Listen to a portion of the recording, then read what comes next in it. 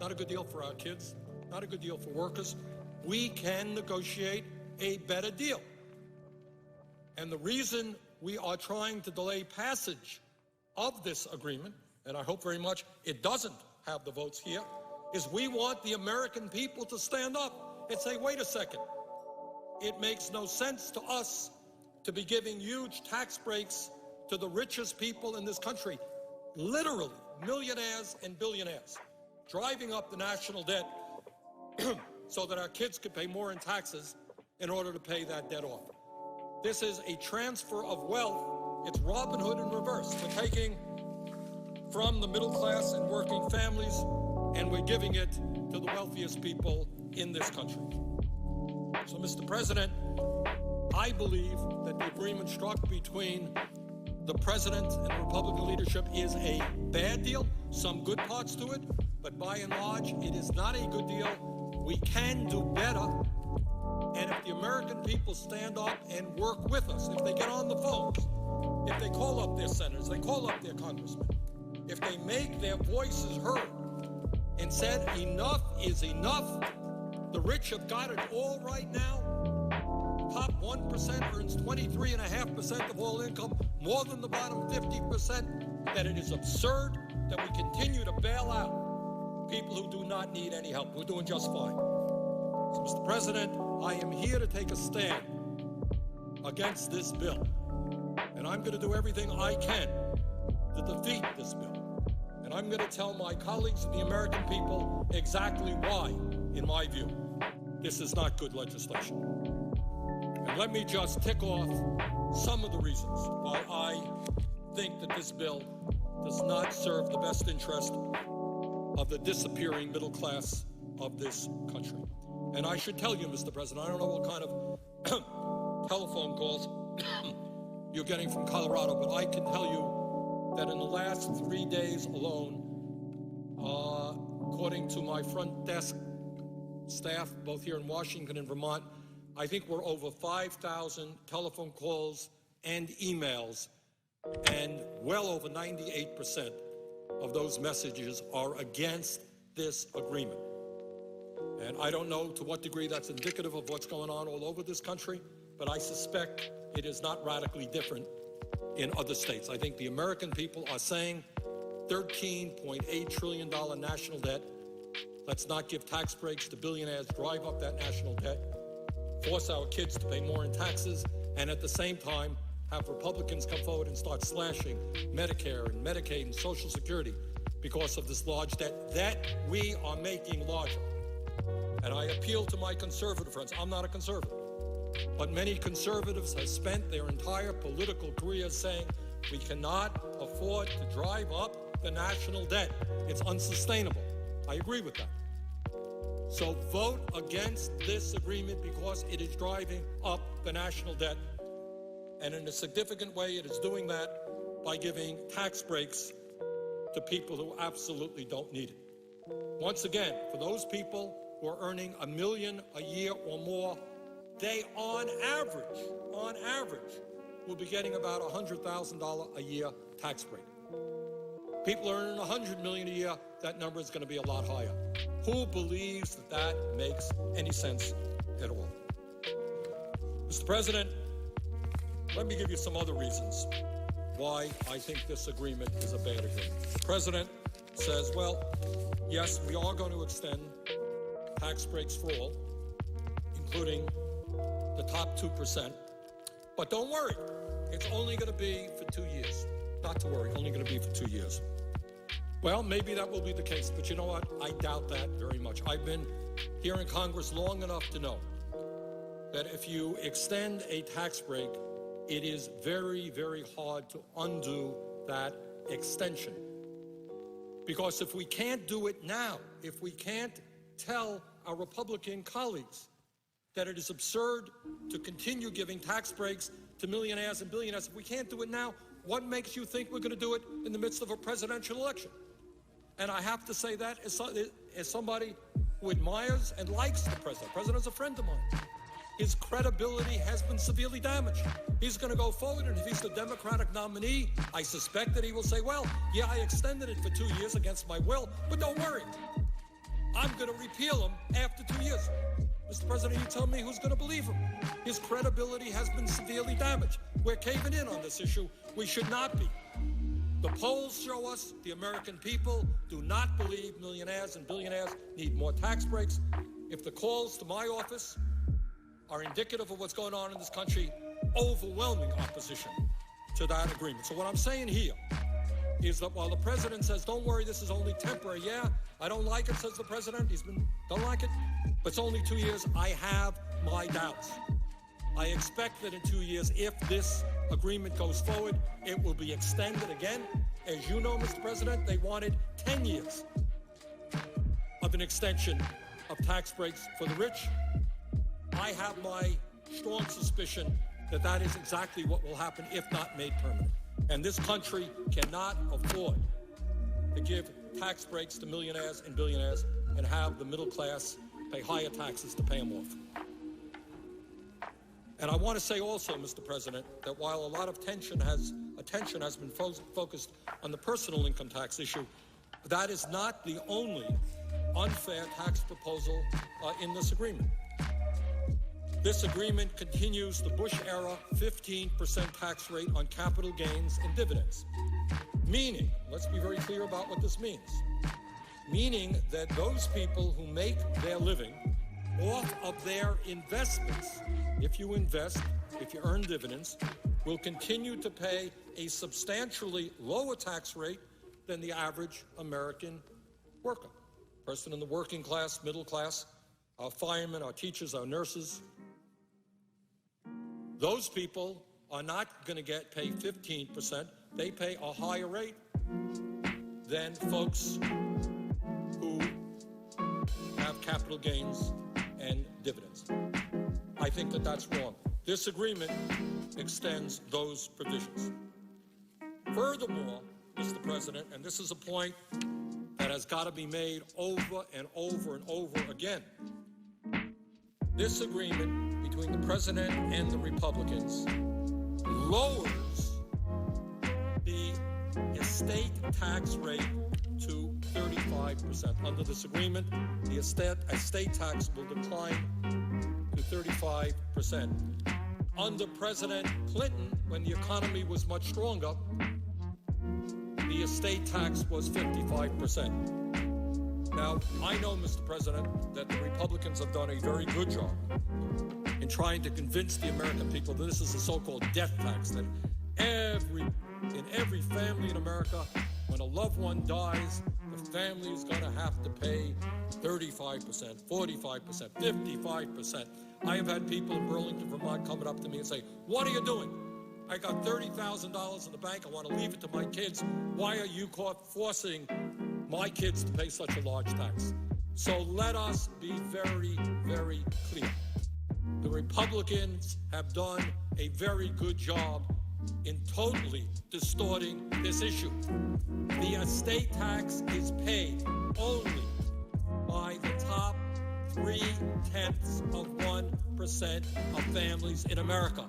If you are in the middle class, even if you're modestly wealthy, even if you're wealthy, if you're poor, if you're lower middle class, you don't pay a nickel in estate tax if somebody in your family were to die and leave you wealth.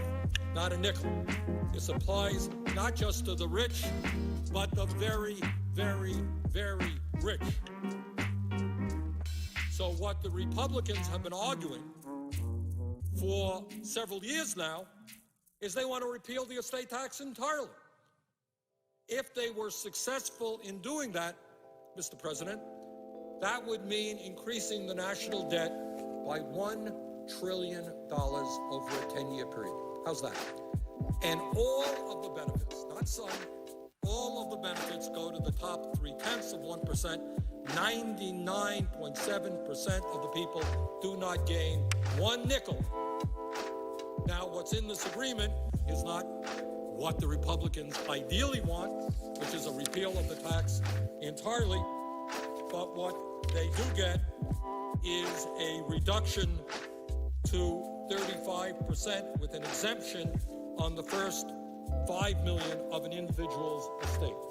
And here, Mr. President, is a chart which indicates just what I said a moment ago. Repealing the estate tax would add more than $1 trillion to the deficit over 10 years. Over $1 trillion, and the beneficiaries of it are just the very, very wealthy. Mr. President, let me give you an example of what the repeal of the estate tax would be. I'll read it right off of this chart right here. Sam Walton's family, and those are the heirs to the Walmart fortune, are worth an estimated $86.8 billion. The Walton family, one family, would receive an estimated $32.7 billion tax break if the estate tax was completely repealed. And this is what our Republican friends want. Now, this agreement between the president and Republicans certainly does not repeal the estate tax, but it does significantly lower the rates that the richest people, very richest people in this country, would have to pay. Mr. President, 2 days ago, I brought to the floor of this Senate a very simple piece of legislation, and I think how that legislation was treated speaks volumes about the debate that we're having now. This legislation said that with over 50 million senior citizens on Social Security and disabled vets, for the second year in a row not getting a cost of living adjustment, a COLA, over 50 million seniors on Social Security, disabled vets, not getting any COLA at all, despite the fact that their prescription drug costs are going up, their health care costs are going up. They got no COLA. And I said, I think in these tough times, it is appropriate, those folks, if we can't get them a COLA, 2% COLA, $250 check to all of our seniors, disabled vets. That's what we did, by the way, in the stimulus package. That's all. Over 50 million people, $250 check, cost our government about $14 billion. $14 billion. And yet, I could not get one Republican vote in support of that. Republicans say, my goodness, imagine a senior or disabled vet living on $15,000, $20,000 a year, getting a $250 check. What an outrage. We have different priorities, they say. We want to give $1 million tax break to somebody who earns $50 million a year. And that about says it all. If you're very, very rich, good news is you're going to get more tax breaks. But if you're a senior or a disabled vet, we can't get you a $250 check. Now, I will say, Mr. President, that the vote here on the floor of the Senate was 53 people in favor of providing that one-time check, 45 against, 53 to 45. We won. But here in the Senate, majority does not rule. Republicans filibuster almost everything, and it required 60 votes. We didn't get the 60 votes. Seniors didn't get that check. I'm going to do my best to see that they do get it. We're going to bring that issue back and back and back again. So I raised that issue, Mr. President, to tell you that one of the very weakest proposals in this agreement, totally outrageous, is the decrease in the taxes for the estate tax. Now, there's another issue I want to touch on, and I'm going to spend a long time on this issue because it hasn't gotten the coverage and the attention that I think it deserves.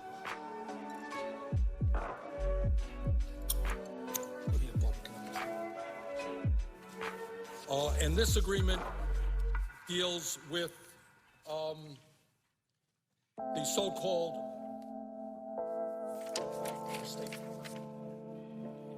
this agreement deals with the payroll tax holiday. And I know the president, the vice president, and others have been touting this. And they're saying, well, this is really a good thing because we're going to put more money into the pockets of working people. What will happen is if you're a worker right now, you're paying 6.2% in a payroll tax for Social Security. It's going to be reduced for 1 year to 4.2%. You get the difference, and this is really a good thing. Well, all of us want to see working people have more money in their pockets. That's what we're doing. That's what we're fighting for.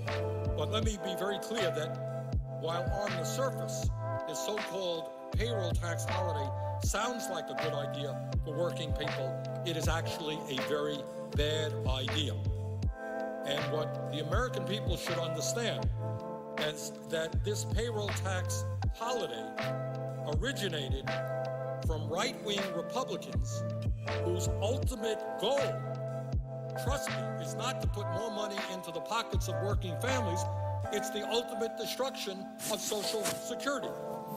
And what they understand is that if we divert funding that is supposed to go into the Social Security Trust Fund, this will ultimately weaken the long-term financial viability of Social Security.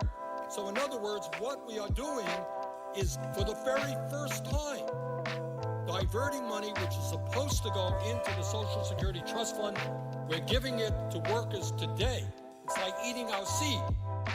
Rather than going into Social Security, President says, don't worry, this is going to be covered this year by the federal government. Well, we've never seen that before.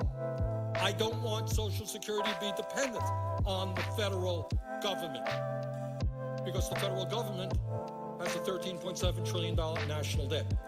And what I worry about is this is not just a one-year provision. This also could be extended. Let me just quote Barbara Kennelly, and I'm glad to see that I'm joined here on the floor by one of the strongest fighters in the United States Senate for Working Families, Senator Sherrod Brown of Ohio. And I just want to say this before I ask him a question, or before he asks me a question, or whatever the protocol is. And that is, I want to quote what Barbara Kennelly, the president and CEO of the National Committee to Preserve Social Security and Medicare, said.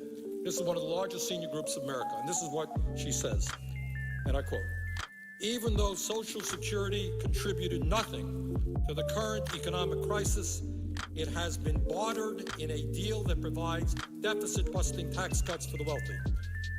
Here's the key point. Diverting $120 billion in Social Security contributions for a so-called tax holiday may sound like a good deal for workers now, but it's bad business for the program that a majority of middle-class seniors will rely upon in the future. End of quote. Barbara Kennelly, President, CEO of the National Committee to Preserve Social Security and Medicare. I'm joined now by my very good friend from Ohio, and I wanted to ask him his sense of this overall agreement. Well, my sense is similar to yours in that I was just on a TV show a minute ago, and I was asked, the liberals or the conservatives what they. How's everybody doing? We're back, everybody. I didn't stream yesterday. Did I not? Yes, because I don't stream on Wednesdays. And yeah, it's politics time. There's a couple of things we can talk about today. Did anyone subscribe before the thing? Oh, no, we're good. Okay. Liv, it is Liv. It is me.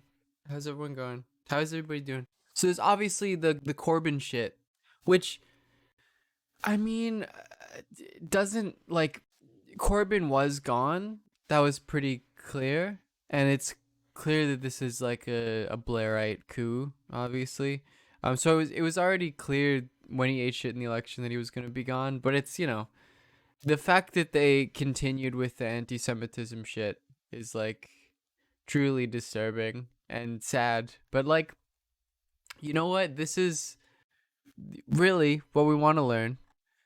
Of course Navarra had a... Okay, yeah, we can watch this video. I was trying to find good videos for this, but yeah, obviously Navarra are going to have, like, a good sort of description of it. This is, I guess, it's what happens when you do electoral politics. It's what happens, folks. I mean, listen, you could maybe say that one of the things Corbyn did wrong, and obviously, like, the charges are absurd. Did David Graeber made a video? Oh, he made it, right, of course, because he's British, right? Oh, he's a British Jew, yeah. And he says how like absurd it is. Yeah. Rest in peace to him. I'm reading his some of his book on debt. Oh shit.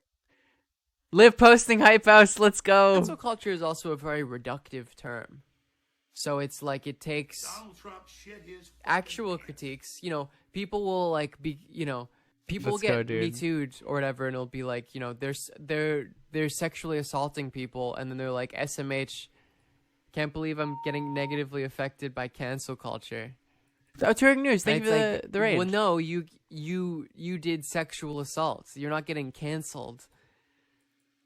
So there's this really large range of things that cancel culture refers to. Yeah, and please it's like go follow this. People try to make broad statements about it, and we love to you end up not really saying anything. That's where cancel culture is just reduced to people criticizing me online and saying that I'm wrong. Yeah, cancel culture is also a. That's good. Yeah, that's cool.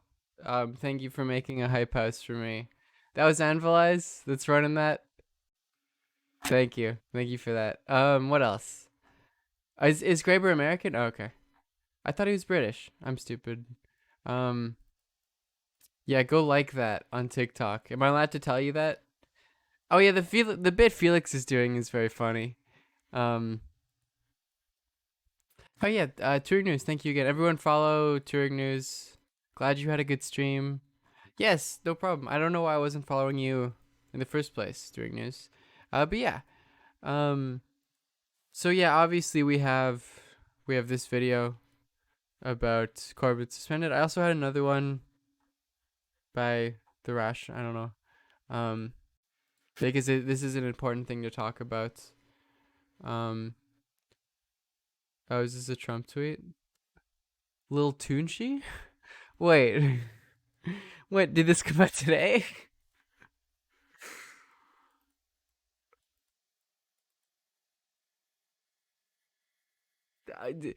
Of all of the things you could have asked me to like predict in the world that would happen, not Lil Toonshi, not Wayne. I mean, it's obvious that he's, I guess, you know. That's so weird, dude. I mean, that's, I guess, what happens when you're rich. I don't know. That's rough. That is rough. Very reductive term. That's rough. Anyways, I guess we can just get into this. Like, what else is there? Oh yeah, Ash, did she delete her accounts? What happened there? He's anti-Black Lives. I mean, it's not a surprise, I guess. I turned that thing into a meme from last stream. We were watching the Alex Jones and he pointed the paper up to the screen and I was like, this is gonna be a meme. So I turned it into one. And that's the template if you want it. I think someone made a template in my Discord, but this one is like, I tried to fill it in to make it look like it was a blank piece of paper, which might be better. I don't know. Anyways, let's watch this. Because this is going to be a relatively... We can speed it up. We always knew today was going to be a big one for the Labour Party. This morning, the Equalities and Human Rights Commission published their long-awaited report into Labour and anti-Semitism. This morning, I was going to go through the report with a fine-tooth comb, planning to absorb all the details so I could explain them to you this evening. Then Starmer made the most anti-democratic move I've witnessed in my lifetime in British politics. He suspended a former leader of the Labour Party. I mean, if you want to. Tonight, we discuss a monumental, outrageous day in British politics. We're a little stunned. We expect a lot of you are fuming or distraught. I don't know how you're reacting to this emotionally, but we'll... Because Corbyn was still technically... Oh, no, he stepped down as leader. Try and stay as level-headed as possible to make sense of what has just happened. To discuss today's events, I'm joined in the studio by Rivka Brown, editor of Vashti, and now a Novara reporter. How are you doing? It's not been my best day, Michael, I'll be honest. Yeah, fair enough. I don't think it has been the best day for many of us. You might have, and we did have 3,000 people waiting, in fact. Because my relative understanding of all of this is, like, there was a commission in relation to this that revealed that, like, Blairite forces within the Labour Party were, like, actually sabotaging any actual meaningful response in labor to deal with anti-Semitism, and that it was like try in an attempt to make Corbyn look bad. You might have been waiting on our previous stream, and we've had very bad luck today. You're memeing, because you're that was writing in probably Clinton, nice. as many people as we've ever had waiting for a show, probably other than the Again, general election. the position. I mean, I'm fucking Canadian, so why does it matter what I think? But the position on Biden, Trump, and whether you should vote is that sure, individually, it's fine for you to vote, but I think that leftists in general should not focus on voter activation for a centrist party, because it has no capacity to lead to any meaningful, and then you should focus on like activating people not in relation to electoral politics. And then our stream Someone owned me incredibly hard, I'm not gonna lie. Do I still have it copy pasted? Someone quote tweeted this and was like, says the Canadian who was like big in supporting Bernie, and it's like, yeah, you got my ass. Yeah, I think I was wrong about that. I think I made the mistake of assuming that activating voters even in relation to like socialist politics or like vaguely socialist politics relates in any way to activating people in relation to non-electoral left-wing movements. It is Liv posting. Dina Box, thank you for the tier 3 at 8 months. Dina Box, thank you for the tier 3 at 8 months. Dina Box, thank you for the tier 3 at 8 months. I thank you 3 times if you get tier 3, tier 2, 2 times, etc. Yeah, I think I was wrong about that, and I think there's no historical connection between those two things. However much better I think Bernie's climate policy would have been, for instance. Yeah, I got too into Bernie stuff. That's true. went down. Labour UK Party is not social. Well, I mean, if we're doing the ultra left thing, obviously they're not socialist. So I do If we're doing that, then obviously Bolivia isn't socialist and MAS isn't socialist. normally start the show by Because you can't advance the socialist mode of production through liberal capitalist electoral politics. That's a fairly obvious point, right? saying share the show link. But today it's especially important. question because of we don't want support those is more 3,000 people complicated who than are that, waiting for the I show think. to start But yes, to that's go obviously away clear. disappointed, not knowing that there is an opportunity to watch this No, I'm the live only real episode of socialist. I'm more Tiski left than all of Sour. you.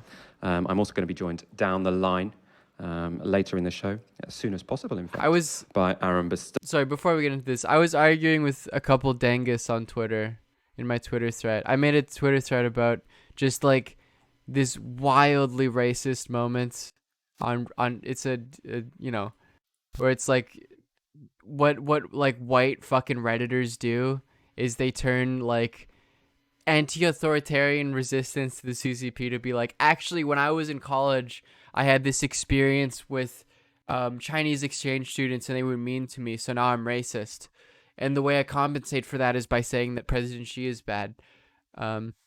Just this is a wildly racist paragraph. It's literally this exact experience. And I would know because I've encountered people who are like this in university, in undergrad, where you interact with like Chinese exchange students and their interaction makes them think that Chinese culture is bad and that like, yeah, just like makes them racist and then like a lot of the weird Reddit shit of like, you know, Blizzard is bad because they support you know, China as opposed to every fucking org that support every company that supports America, every American company that supports American capitalism.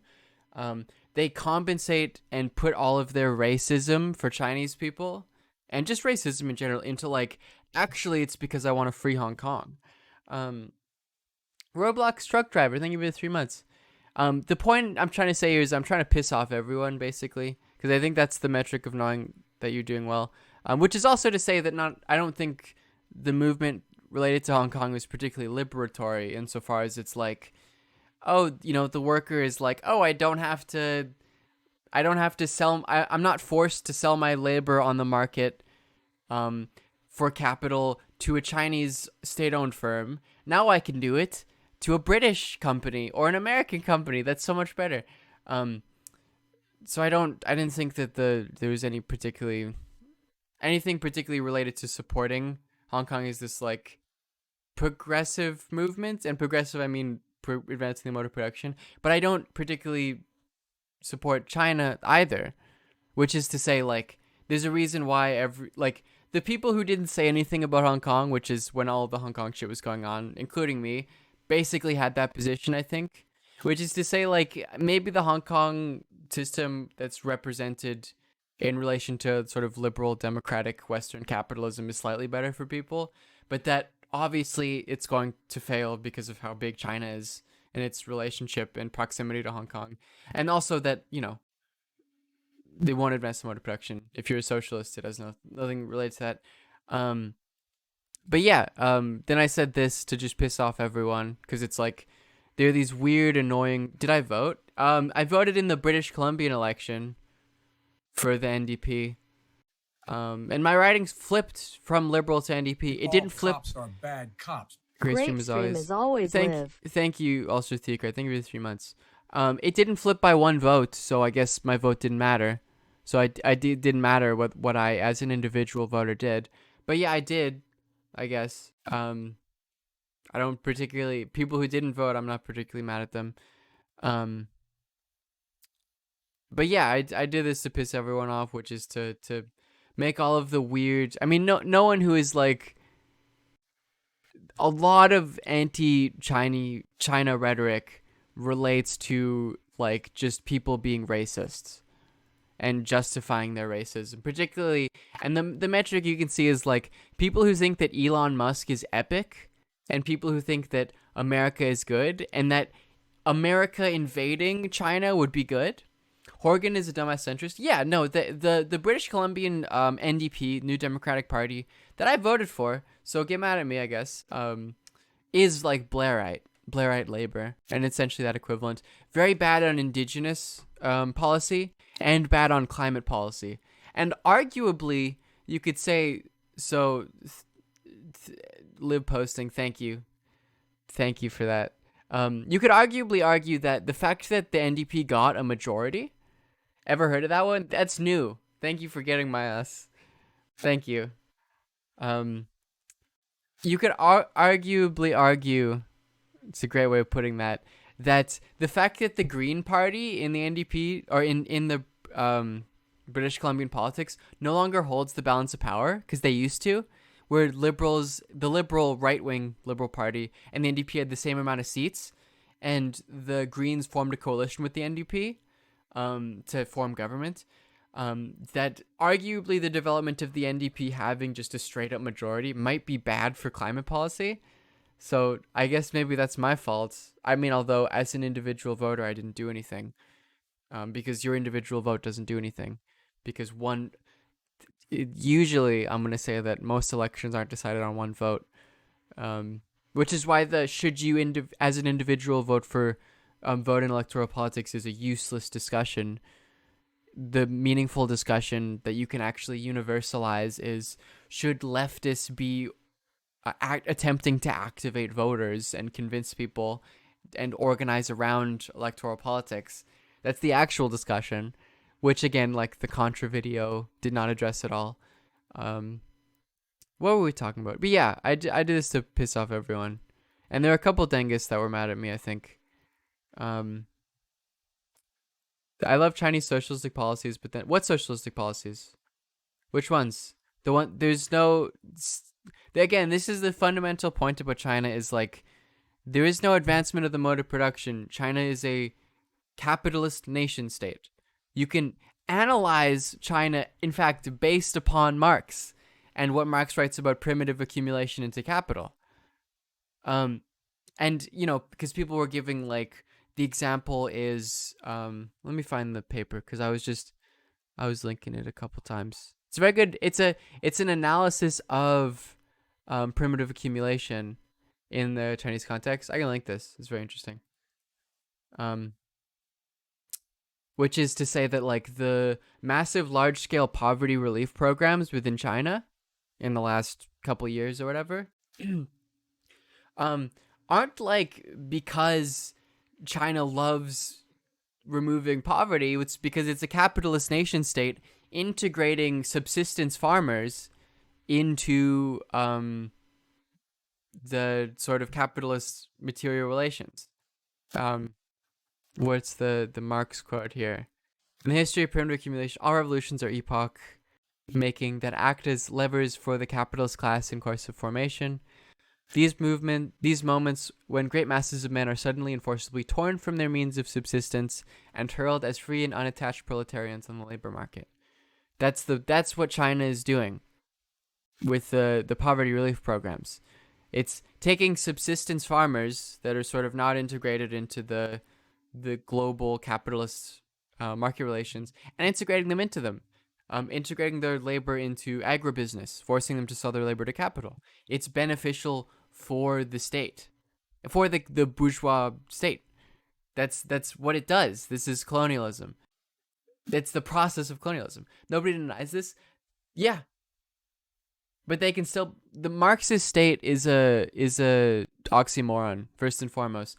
The reason they're doing this, and this is the weird explanation I get from Dangus, and the one I got in this thread, was that, like, okay, yes, it is capitalist, and there are billionaires, and they're exploiting labor, but they're doing it to destroy capitalism.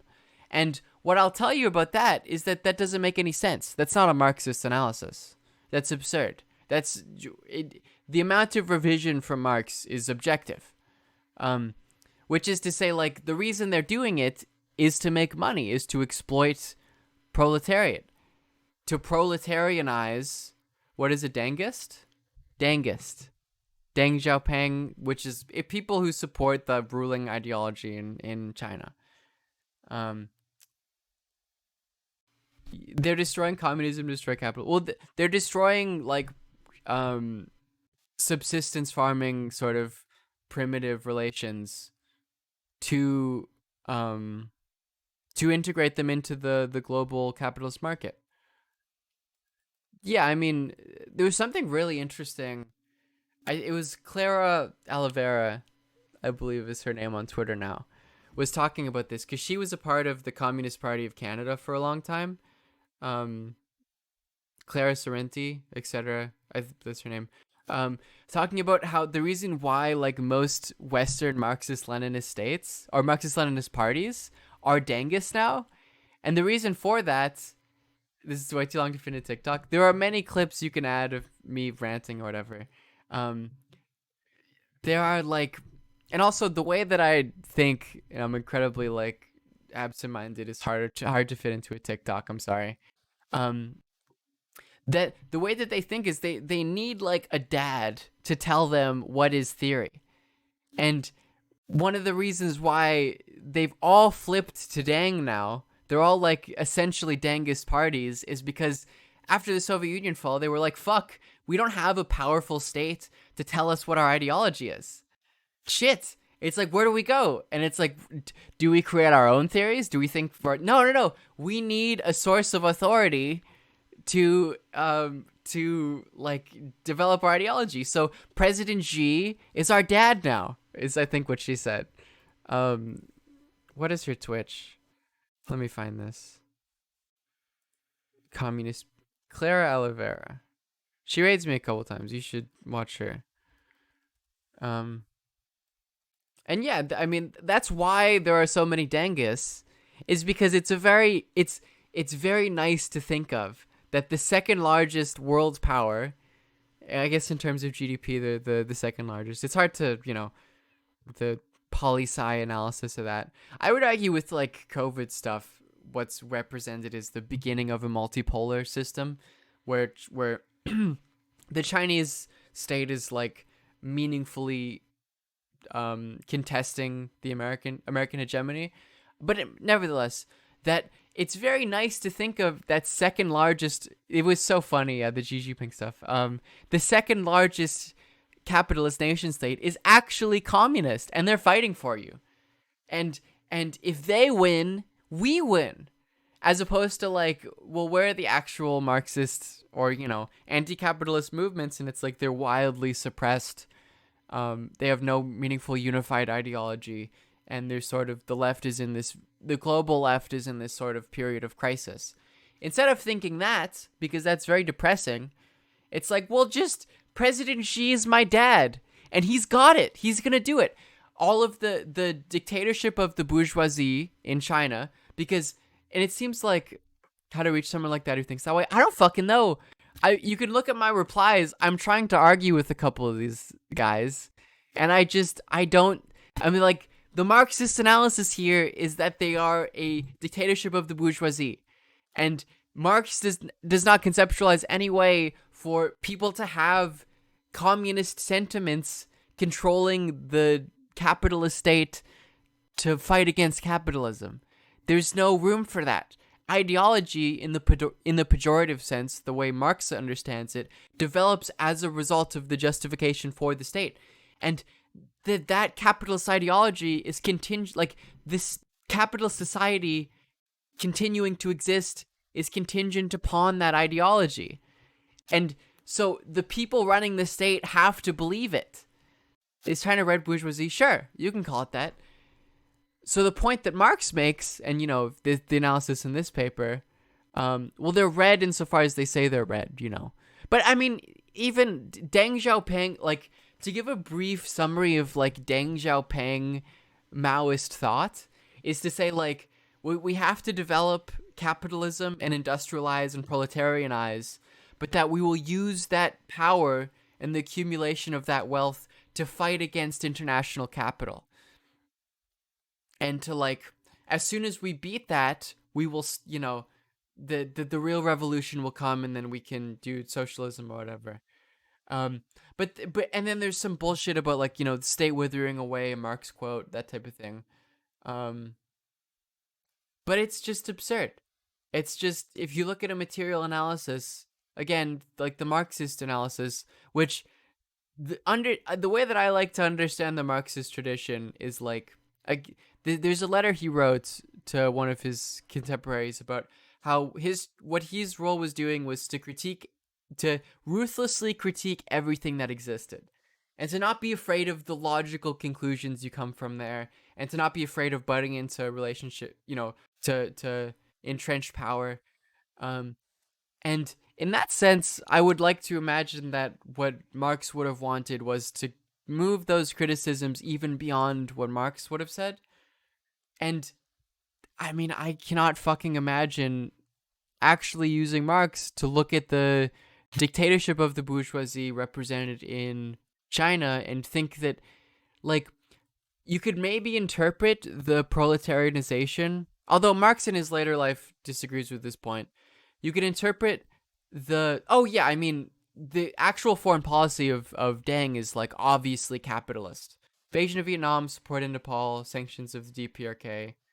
Yeah, I mean, it's clear that, and there's this sort of vague support of Duterte in what I guess you can conceptualize as the Philippine Civil War that's ongoing. And you can see, like, the Naxalites, and the Naxalites and the Maoists in India, which is the real, like, the largest actual Marxist party, or party that you could reasonably say is Marxist in some way, have, like, very explicitly denounced China and viewed it as an imperial power. What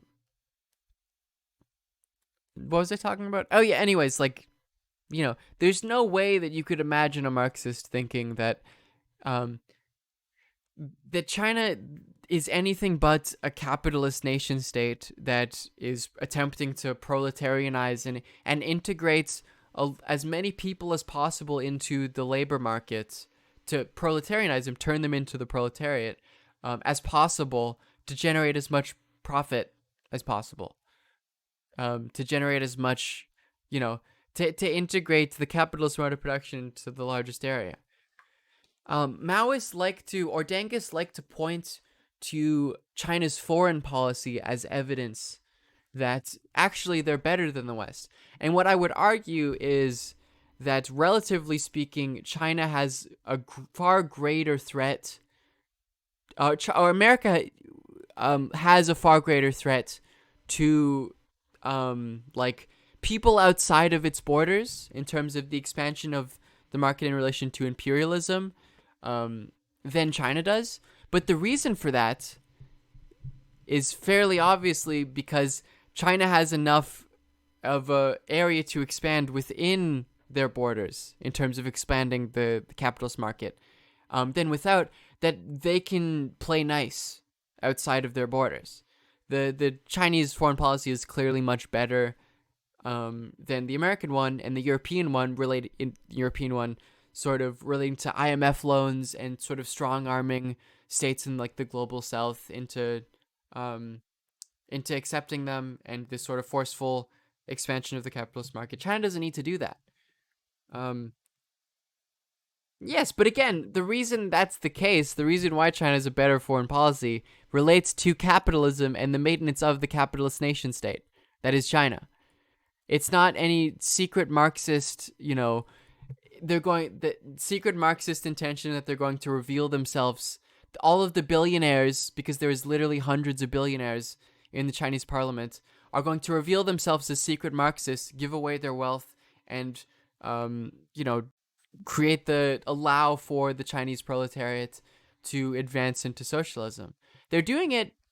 China is expanding into the global south, but in a much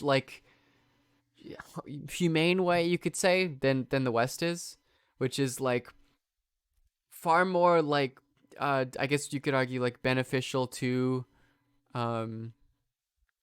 states within the global south. There's a thing of, who's that Greek economist that's a Marxist, has a quote or has some sort of, what is the, well, it's still exploitative because it relates to the expansion of the market. Varoufakis, thank you. We can talk about what Varoufakis says about this. Varoufakis, China. But again, it's still related to exploitation. It's still related to exploitation because it's the expansion of the capitalist market. It's further proletarianization. That's just a Marxist definition. The proletarianization is integrating individuals into the market, into capitalist labor relations. That's what it is. I wouldn't call China fascist. What about Xinjiang? Well, that relates to sort of capitalism and the capitalist nation state. I think there is some contention about to what extent what they're doing is genocide. And I'm honestly not particularly an expert on this. But it is to say, regardless of what's happening, there seems to be something going on there that is not good, that is worth condemning. The trick is to condemn it in a way that doesn't embolden the U.S. State Department. Because again, the solution here is not to get the U.S. to invade China. That doesn't make it better. But I'm sure regardless of whatever analysis you can make, you can connect it to the capitalist nation state and to land dispossession and genocide and their connection in a Marxist way. Yeah. And same with Tibet as well. Hey Chelsea, how's it going? Oh, here it is. This is the one I saw. Or maybe it was this one? And now on Trump. Look, do not demonize Trump. Trump is a bigot. He's Glenn finally had enough. Yeah, I don't know enough about Glenn. It seems like there's some criticism of him that is valid, but then he's also done a lot of very good things. He's so cringe. Yeah, I guess I saw some tweet about how it's he's cringe and annoying, but he's also a hero. I think maybe that's the best way of conceptualizing it. Glenn Greenwald, yes. Excuse for a human being. He's cringe, but he's a hero. But don't demonize him. Concentrate on what really is behind his Which policy. is, what I will say about Glenn and stuff is, I think a lot of leftists want, figures that do good to be perfect. There's this sort of moralism. And what I would argue is, we should allow the sort of gray area, particularly if, there has been some major contribution, which is, a lot of the reporting he's done is good. We should allow people not to be perfect, even if we criticize the areas in which they aren't good. Which Glenn very constantly positions himself in these very weird areas that I disagree with. When he slapped these tariffs on aluminum imports and steel imports and so on, this was simply a pretext. Yes, you're right. Different. It gives more room for Ken, which is, not how journalism works, but we love Ken, and Ken is perfect. He is working with and on behalf Yeah, the Glenn has a interests stubbornness of and rage. The large conglomerates that Yeah, have only one which incentive. creates like good And their journalist incentive stuff, is but to also take makes away cringe. the profits, the future profits in particular, of the large big tech Chinese companies that are the only true competitors to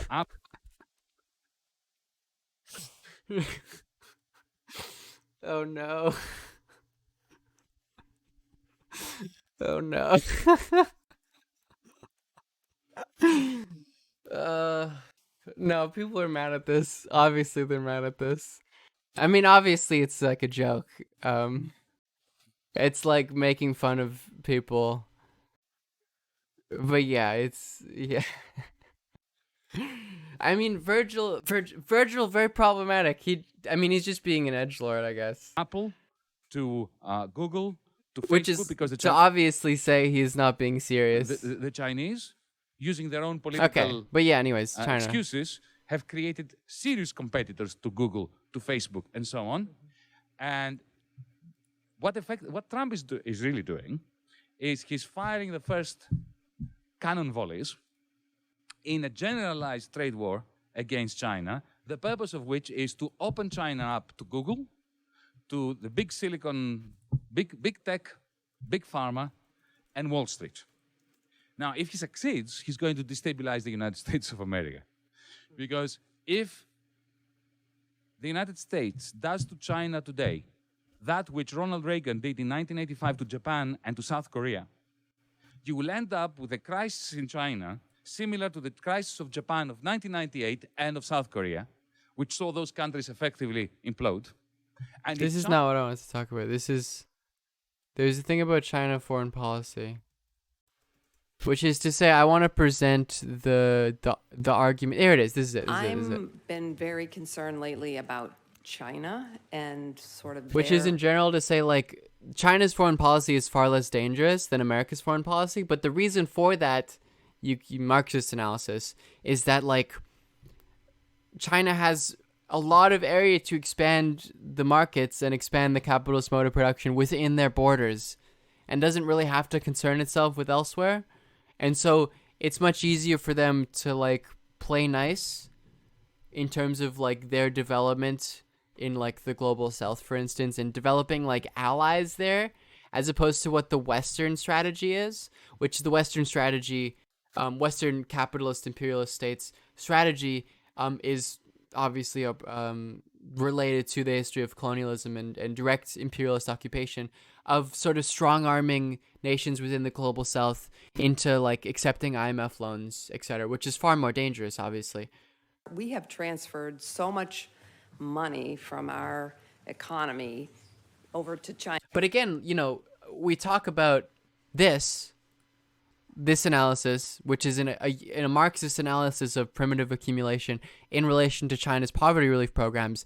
This is the process of imperialism and colonization that Marx is analyzing and others are analyzing, but that China is able to do it within their own borders because there are so many people within their own borders that they don't have to, that the expansion of the market within the Chinese capitalist state does not require an aggressive foreign policy within the global south. China, by buying all those things and supporting their economy over there so they could make more and more money, they Who's are defending now all IMF loans? I don't know. No one in here is. over Africa, buying things and investing over there and getting those countries dependent on them and supporting, non-democratic people. And I'm just Like wondering- whom? Well, We are in a country that supports Saudi Arabia. The invasion of Vietnam, supported Duterte. yes, that's Yeah. true. But again, like, this is a whataboutism Right. shit. So So suddenly we have Where it's like, yes, obviously, America's support of Saudi Arabia is worse than what China's doing, but that doesn't mean that you the should problem support with China. superpowers supporting non-democratic people. Yes, yes, I do, but I also am just 'Cause there's concerned that this- we've sort of There's this weird multipolarity that's offered by, like, Dengis and even by Maoists in general, that confuses me because it's like a multipolar system is still a capitalist system. Whataboutism isn't a real thing. It is a real thing, but it's not just the Soviets that did it. Created the economic power that China sort of has now, and they're using it, I fear, going to be using it against us eventually. I would argue that in fact it's far worse. And against the better interests of a lot of people. Allow me to put your mind to rest. The imperial core. You shouldn't worry about that. Okay. It's very simple. And let me explain why you shouldn't worry about that. But This please is true. continue. Well, I mean, Because again, all of the critiques of China is still, there's still the obvious fact that America is the global hegemon and is a far greater threat to those outside of its borders than China does. And especially, like, I think probably at least 95% of the people's proximity to American empire means that American empire is far more of a priority. And, like, it's sort of up to the Chinese leftists and people who oppose to, like, deal with it. It's not, I can't, like, it's hard to imagine any way that I could impose. It's hard to imagine how I myself could oppose the Chinese capitalist nation state that wouldn't embolden American imperialism. But that doesn't mean that, like, they're off the hook in terms of criticism. It doesn't. And also, like, I think it's particularly dangerous, the Dengist perspective of, like, well, China's got it. They're going to do it. And I think people need to be disillusioned of that fact. China isn't your ally. In fact, there's a very funny story of Chinese foreign interference in Canada that happened a couple years ago. Are bad cops. Holy Shazam, thank you for the Jeff Bezos bucks. Of the Chinese Communist Party and members of it funding a particular party in American politics, or Canadian politics. Would you like to guess what that party was? It was the Progressive Conservatives in Ontario. This is a conservative party. Because capital is interested in, and, you know, it's better for markets and for business if conservatives are in power. So it's like progressive. I mean, they call themselves progressive conservatives, but they're conservatives. But both of those things can be true at the same time. And I don't think the point of criticizing social states being still capitalists. They think that immediate disillusion despite being surrounded by other hostile imperialist states. But this is the thing. The model here, like, Marx's analysis of capitalism and the capitalist nation state suggests that you cannot use capitalism to destroy capitalism. Especially given, like, you know, Mao's revolution was what? 60, 70 years ago? What we see in China isn't a transitionary state, it's an entrenched dictatorship of the bourgeoisie. That's what we see there. And, like, point to me where in Marx how a country like Bolivia can achieve socialism. Well, something interesting actually about MAS is that it translates to movement towards socialism, which I honestly sort of interpret as them understanding that, like, understanding that, like, electoral politics can maybe embolden workers' rights, but that it can't actually change the mode of production. How do you achieve socialism? It's a different discussion. In fact, like, I think that we need to critique all of these fake paths to socialism to be even able to answer that question. Like, the fact that I don't have a direct answer is probably related to the fact that we don't have a direct answer to that in terms of very specific historical methods. And there's a big problem with people attaching themselves to movements that don't actually lead towards progress in any meaningful way. It's like a weird pseudo-social democratic justification. I think Dengists also like to say, well, look at poverty rates, look at literacy rates, look at look at GDP growth, as if those are examples of socialism, which was a very specific attempt by Stalin and beyond as a revision to let's not look at the mode of production anymore as the mode for what socialism is. Let's look at like these social democratic margins. Wouldn't GDP go down in socialism? I think GDP as a metric for value is stupid. Socialism is when line go up, yeah. But that those are like social democratic metrics of success. What is that post I brought up from r/neoliberal? Where they were talking about, they were bringing up like a post that I think it was some Dengue subreddit brought up of like, look at how great Vietnam is. Look at their literacy rates. Look at life expectancy. Look at poverty rates. And they were like, and neoliberal was like, I agree with this, absolutely. And they did it opening themselves up to the markets.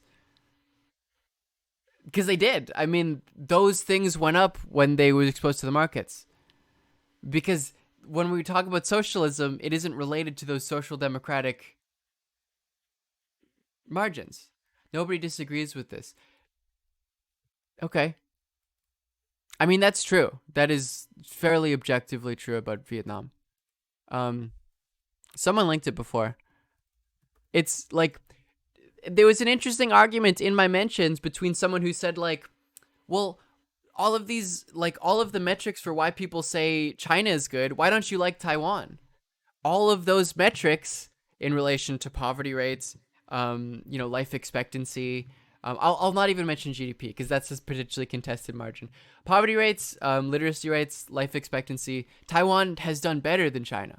And it's like, yes, no, you're basically, if you cite those as the reason why China is socialist, this is the sort of Parenti thesis, then there's no reason why you shouldn't like Taiwan. I don't understand. The only difference there is like Taiwan doesn't have the hammer and sickle in their parliament. That's like, they're in Africa. They're lending money to countries to does build. Taiwan's numbers go up including indigenous people? It doesn't, because capitalism and the process of capitalism particularly, and I mean in specifically Taiwan's example because of the exodus from the mainland of the reactionary sort of right-wing forces, relates to a process of imperialism and land dispossession. The same process that also happens in China. That is also happening in China. Build ports and different To infrastructure. build what? Port, And what's wrong with that? And, well, because, Countries that need ports get ports. but they're making people dependent on, I mean, I know, it's the same thing that we've done, which is No, it's not. horrible around the world. They are but- far more humanistic than the United States ever was. Really? Okay. Absolutely. Great. So, Let me give you an example. Of course, they are peddling for influence. yeah. Yeah. But they are non-interventionist. Absolutely non-interventionist. But in again, a why way is that that? Europeans, the West, has never managed to fathom. Parenti doesn't deny capitalism in China and Vietnam. The point I'm talking about the Parenti thesis is that let me bring it up. Let me see if I can find it. That actually existing socialism has improved the lives of many people. And that people who say that it isn't socialism deny that fact.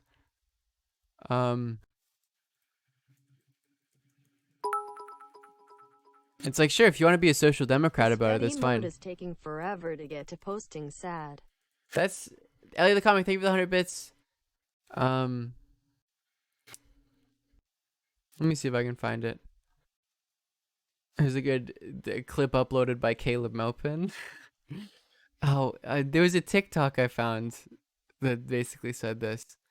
I'm just incredibly skeptical about whether this is actually Marxism. There's a lot of because people please disagree with me, and if you agree with me, don't bully people who disagree with me, because I want an open discussion here. It's very hard to get that because you have a lot of power as the streamer in a Twitch chat. But sure, if you don't agree with me, I understand Parenti is not a Dangist. I understand that absolutely. Yeah, no, totally. This relates to Prenti's argument about about Soviet systems that I think you can extend to, because again, the Dengist situation, it's so absurdly obviously a capitalist nation state that all of the facade of like, Brezhnev-esque ideology, it's really, the real like very explicit revisionism is Khrushchev and beyond. Where Khrushchev declares the end of the dictatorship of the proletariat and the beginning of socialist societies.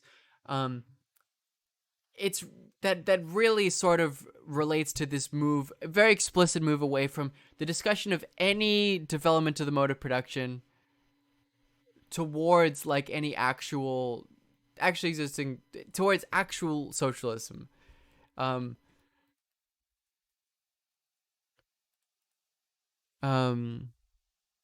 Well, yeah, so the Dengist position is that they're doing state capitalism or whatever.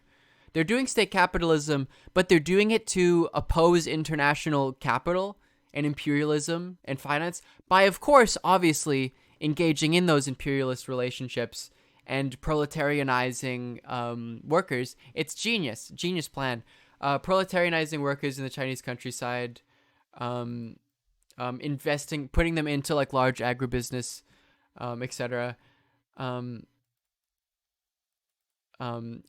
they're gonna use all of the resources through that exploited labor to oppose capitalism. So they're gonna use heighten the contradictions, use capitalism against capitalism. Is that a fair interpretation of Deng?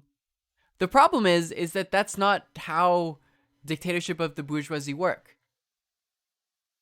Deng marketed is the correct word, his market reforms as an extended new economic policy. That sounds about right. Okay. That's absurd, right?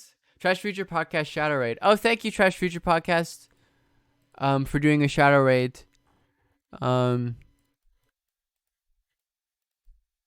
Shadow Raid's Shadow Legends based? Although I've heard that aren't they an Israeli company? So if you're doing BDS, you can't be sponsored by Raid Shadow Legends. Yeah, that's absurd. I really don't understand how you could imagine the emboldening of a capitalist nation state as ever moving towards socialism, except for the Marxist interpretation of colonialism, which earlier in Marx's life, he wrote that colonialism was a progressive force.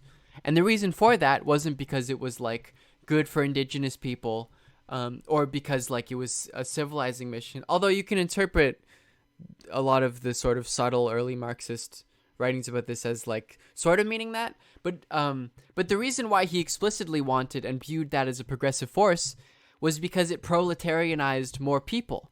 It turned them into workers, and those workers are able to revolt against the bourgeois national state. The bourgeois dictatorship.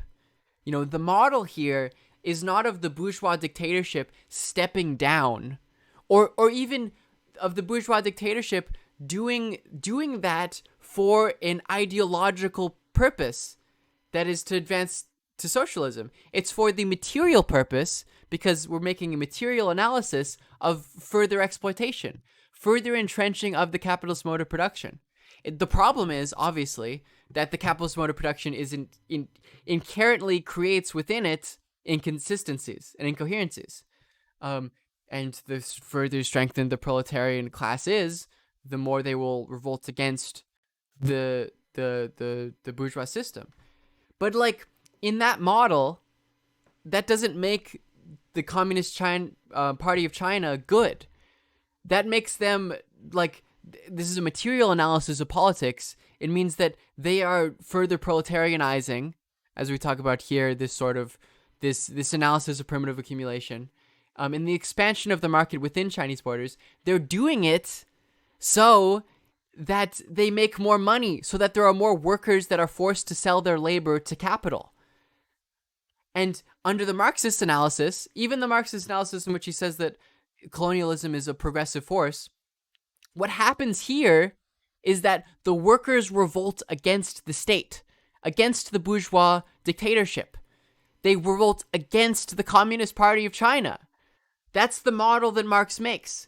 the Communist Party of China does not step down. That's absurd. That's immaterial nonsense.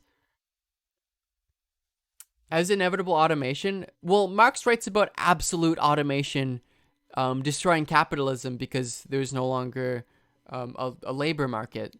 But that's not why China is doing automation. Well,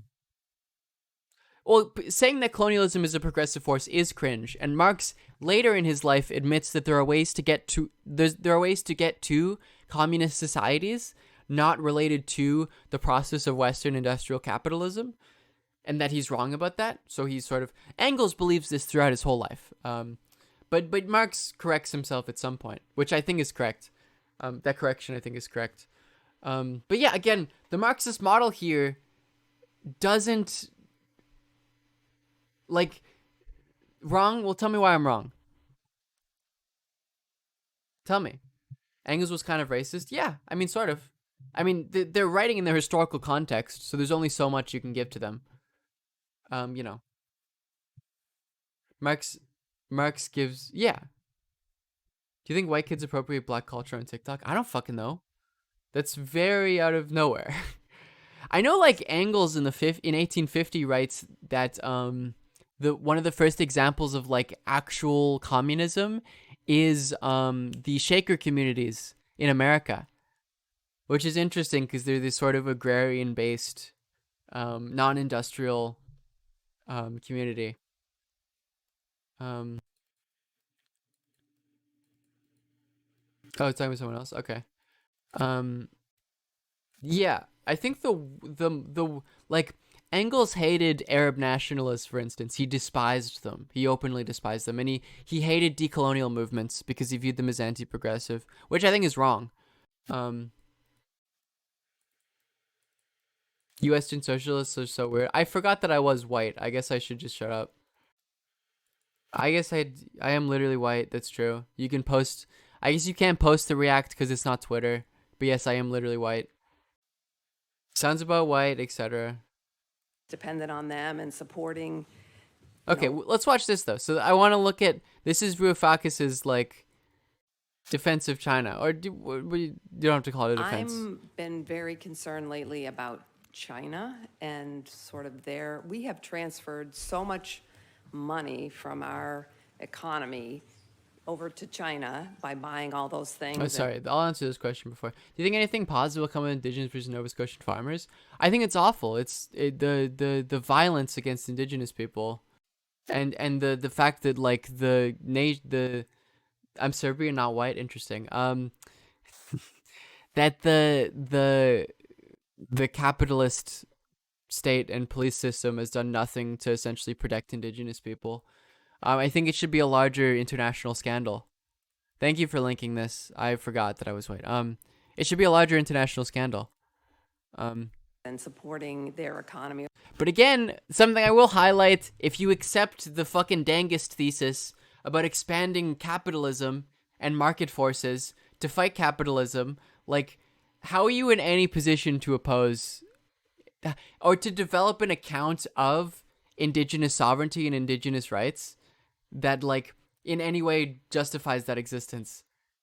Because the justification is like, well, we need to proletarianize everyone, as much proletarianization as possible, because larger working class and larger, I mean, in the Dangist context, it's more workers so that they can be exploited by Chinese billionaires who will then do the actually fight. What I guess the response there is like, well, when the West does colonialism, it's bad, and the expansion of the market, it's bad. But when China does it, it's good, because they have a hammer and sickle in their parliament. Over there, so they can I guess make that's more the and more money. response. So that's not a They good are critique. now all over Africa, buying things and investing over there and getting those countries dependent on them and supporting, non-democratic people. And I'm just Like wondering- whom? Well, We are in a country that's Again, like whom is invasion of Vietnam, for instance. It's funny that people bring up Vietnam and China as if they're like two peas in the same pod. There's a war between them. Remember that? Why was that? Why that exist? Duarte, for instance. Support Saudi Arabia. Yes, that's Yeah? true. Right. So So suddenly we have a problem I'll with... just highlight here again. It's like whataboutist stuff, where it's like, yes, American imperialism is worse than Chinese imperialism. That doesn't make China not a capitalist nation state. Superpowers supporting non-democratic people. yes, I mean, yes, I do, but I also am just concerned that we've sort of created the economic power that China sort of has now, and they're using it, I fear, going to be using it against us eventually and against the No, better- I don't. The thing about unironic Dengus is that it's a very nice philosophy to believe, because if the second largest world power is actually fighting towards socialism, then I feel a lot better about the future. That makes me feel so much better. China? President Xi is going to do socialism based? And then you realize that that's not true, and it's like, well, that's depressing. I can't believe that, because that's depressing, and it is depressing. of a lot of people. Allow me to put your mind to rest. Okay, great. You shouldn't worry about that. Okay. It's very simple. I agree with And this, let me though. explain why you shouldn't worry about that. China's foreign please policy is continue. far Well, I less mean- of a threat. They're But it's not, you they're- shouldn't support they're China. in Africa. That's the difference. They're lending money to countries to build ports and different build infrastructure. what? Port, And what's wrong with harbors. that? And, well, because, Countries that need ports get ports. It's like but they're Ethiopia, making for people instance. dependent on, I mean, I know. Which it's is the like the relationship, the Ethiopian state, for instance, is like objectively benefits from China's investment. China invests into like ports and developments so that they have some sort of say in like oil and potential oil extraction that later happens within Ethiopia. But it is beneficial for the Ethiopian state. same thing that we've done, which is No, it's That is horrible correct. around the world. They are but- far more humanistic than the United States ever was. Really? Okay. That is Absolutely. true. Great. That is correct. So- Let me give This you is an correct. example. Of course, they are peddling for influence. Yeah. Yeah. Yeah, because they're a capitalist nation state. But Why would they they are not be? non-interventionist. That's true. Absolutely non-interventionist in a way that Europeans, the West, has never managed to fathom. But I have a feeling they have a longer term thought process. They're a capitalist that nation is state. more Capital works as capital works. Capital doesn't have a national character. It doesn't have a social character. When you wield capital and invest capital to create more capital, you do it for its own sake. You don't do it for any fucking ulterior motives. This is the base Marxist analysis. The most based, and I mean this in terms of you guys are going to do the fucking meme. This is the most base Marxist analysis you can make. Is all that capital wants from you is either your labor or your capital. That's it. That's all capital wants. It's to reproduce itself. And when China invests in these areas, it is doing it as a capitalist nation state to reproduce capital. There's no way of being like, well, they're investing it in a communist way.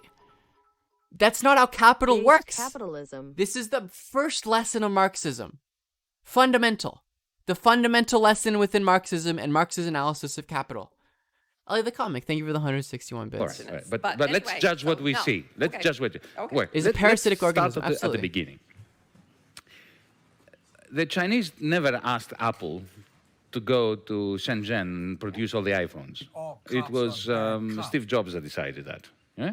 A sharp infinity. Thank you for your Bezos bucks. It was not China that Did I miss a raid, or was it the Trash Futures soft raid? went to Washington, D.C. and demanded thanks- that they 'cause I was buy told a I- third of your national debt. If they hadn't bought it, you would be in serious trouble. Okay. I'll put on phone mode. number 3. 2 minutes. I did allude to this in my talk. If in 2008 China had not cranked up their credit bubble, you would be in a new This Great is Depression true. now. So This is true. China, the United States, and the European Union are absolutely synergistic, Yeah, and totally. they need one another Absolutely. in a way Couldn't agree more. that if we fail to acknowledge and to nurture, State capitalism is not the only way to achieve socialism. That's absurd. Engels, of all people, and I always view Engels as the sort of the, I don't know, I far prefer Marx's writings to Engels, in whichever disagreements they have. Engels literally has a piece about how capitalism still works and is still enforced by state ownership. That state ownership does not upset the capitalist relation. In certain ways, it enforces it. Billions of people, including the majority of the people. Which, like, you know, Marx says a lot of annoying, contradictory things about the state. I would argue that one of the reasons is because Marx wasn't concerned about talking about the state. In this country are going to suffer. What is the piece? Let me find it. Now, I am not going to stand here and defend China and the Chinese Communist Party. I already made some negative remarks about the Chinese Communist Party in referring to, you know, their attitudes as being compatible with those of Wolfgang Schäuble. My concern about China is the authoritarian manner in which the Chinese regime is treating the Chinese people. Yeah, As a totally. Democrat, I have a problem with this. Mind you, I have to tell you that, from my understanding of China, it's a very interesting social experiment, in the sense that at the local level, or the regional level, you now have a boisterous democracy. At the local and regional level, with Sure. even with That's allowed in popular capitalism. success stories in overthrowing local authorities, local bureaucrats who have been corrupt. who have been- Varoufakis is still shilling for the EU. I mean, he sort of has like an entrenched position, or used This to at would have least. been that, would have been the other. Varoufakis is like a Euro communist, right? Which I need to. I'm sort of only vaguely familiar with what that When means. it comes to the influence of China outside its borders, I have to say, firstly, It's a very tragic figure. That's probably accurate. it's quite remarkable that they don't seem to have any military. What would that look like? I don't know. What I'm trying to do is I'm trying to critique situations in which obviously there is not a transition from capitalism to socialism. I'm not the new Marx. I don't plan to be. I don't think I have the capacity. I don't think that if there is a new Marx, I don't think it will emerge from any social perspective that is anywhere close to where I am. I think it'll emerge in the third world or the global south. I think that any revolutionary movement, I'm sort of, I guess, a third worldist in this sense, will probably be like third worldist. Ambitions. Secondly, Euro-communist is a synonym for age of consent skeptic. Africa. I'll give you an example, a specific example. Which AAS nations would I say I support? That's sort of like, in terms of states, I don't think I support any state that exists at the Ethiopia. moment. 2004, because it had I support the development of like, I think that there's at least some positive developments. Rojava, would you contextualize Rojava as a state? What does support mean? That's a bullshit word. Not even Cuba. I still think that Castro's development is clearly an objectively positive development against the planter class and towards some sort of meaningful like state capitalist system that is far more better. You want a game plan? I don't have a fucking game plan for you. That doesn't make my criticisms false, though. I'm an anarchist? No. Stop. Don't label me. Fuck off. I happen to be there, and I I don't exist on the political spectrum. have some first-hand experience of it. They went into Ethiopia. I'll tell you why they went into Ethiopia, because they suspected there was oil. Yes. Because China is a major industrial power, but Yeah, it and- lacks primary resources. Be nice if it had Now, some. instead of going into Africa Some claim of with oil. troops, colonially, destroying the country, killing people like the West has Do I done look like a fucking gamer? for the last 100 years, what they did was they went to Addis Ababa and they said to the government, we would like, we can see you have problems with your infrastructure. We would like to build some new airports. Anarcho-Bidenism? No, I'm not. I'm not electoral politics. If anything, this is a move far away from electoral politics. Upgrade your railway system, create a telephone system, and rebuild your roads. And we'll do this all for free. No strings attached. We don't want anything from you. I'm sort of cringing at myself before and how much I thought that Bernie would be a positive development. And they did. Why did they do it? Because it's soft power. Because Yeah, they're using soft now, power. Because they knew China that has if a much oil is better- Conception of soft discovered, power. and it was discovered later, then, of course, the Ethiopian government would The state needs to be seized by workers in order to progress to socialism. I mean, I think you could argue whether a dictatorship of the proletariat would look like a state relationship. And I guess that sort of depends on how you define the state in relation to whether it's like a process of exploitation, where you could debatably conceptualize like, because the dictatorship of the proletariat is a reversal, right? And Marx sort of describes this, and he's not a prophet, but you could sort of see that, but the states that have actually existed are clearly not dictatorships of the proletariat. They clearly don't represent a meaningful development towards the socialist mode of production. They just don't. Like they don't. I'm sorry. It's a like the best argument you could make in support of state capitalism is the idea that like it helps efficiently proletarianize workers so that maybe those workers could organize themselves and fight against the state. And maybe the development that exists out of that could be some sort of semi-state relationship, although Marx in his later writings sort of updates this and is more skeptical about the state and its relationship with the dictatorship of the proletariat based on Paris Commune, etc. Not that that's a confirmation that it wouldn't be eminent to the state form, but will be much more open to Chinese. You think Bolivia is socialist? I mean, if you want to get into this, like in terms of a Marxist definition of socialism, do you think it's socialist? Because it isn't. I mean, it's not. There's a socialist party in power, and I think that there's some positive developments in relation to like indigenous rights and workers' rights. But yeah, it's called. I'm aware. I pointed that out. It's called Movement Towards Socialism. I wouldn't contextualize it as a transitional state. These oil companies coming there, they have never combined their investment with imperialistic. When I was Minister of Finance, I had a very interesting experience with maybe Costco, on this one of the the Chinese worst. national companies that in the end bought the port of Piraeus. When I moved into the ministry, I found a contract from the previous government that they had already sold the port of Piraeus for a pittance. One of the arguments I want to make here is like, if we look at MAS and what they've done, and I think positive developments relate to like workers' rights, for instance, indigenous rights, some sort of resistance to international capital.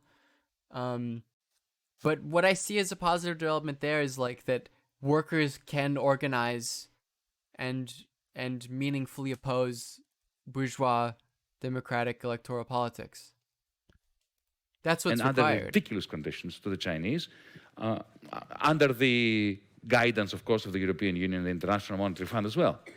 And in other words, That seems like it's more of as a what would minister, happen. I was bound to a particular deal that was terrible for Greece. And I went to the Chinese and discussed it with them. And I was really astonished. I said to them, look, you're paying too little.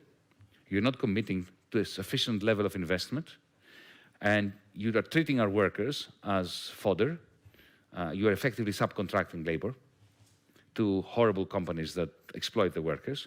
And Another can't thing I want to deal pull with up this. is a Zizek clip And effectively, that I think is interesting about this. I proposed to them to renegotiate the contract. So instead of getting 67% of the shares of the port, they would get with the same price 51. The remaining shares would go into the Greek pension fund system in order to bolster the capitalization of the public pensions. Secondly, I want you to commit to 180 million euros of investment within 12 months. They're building revolutionary infrastructure, but to a large extent, I think that's sort of accidental.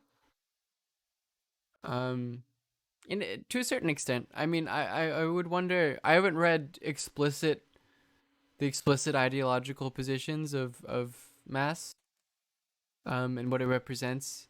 But looking at it materially, it seems like the actual movement wouldn't be through electoral politics.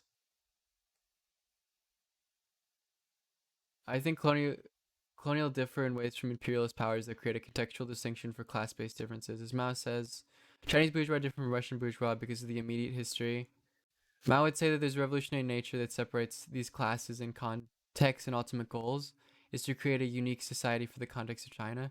But is that a sort of admittance that the Maoist position on nationhood is revisionist from Marx?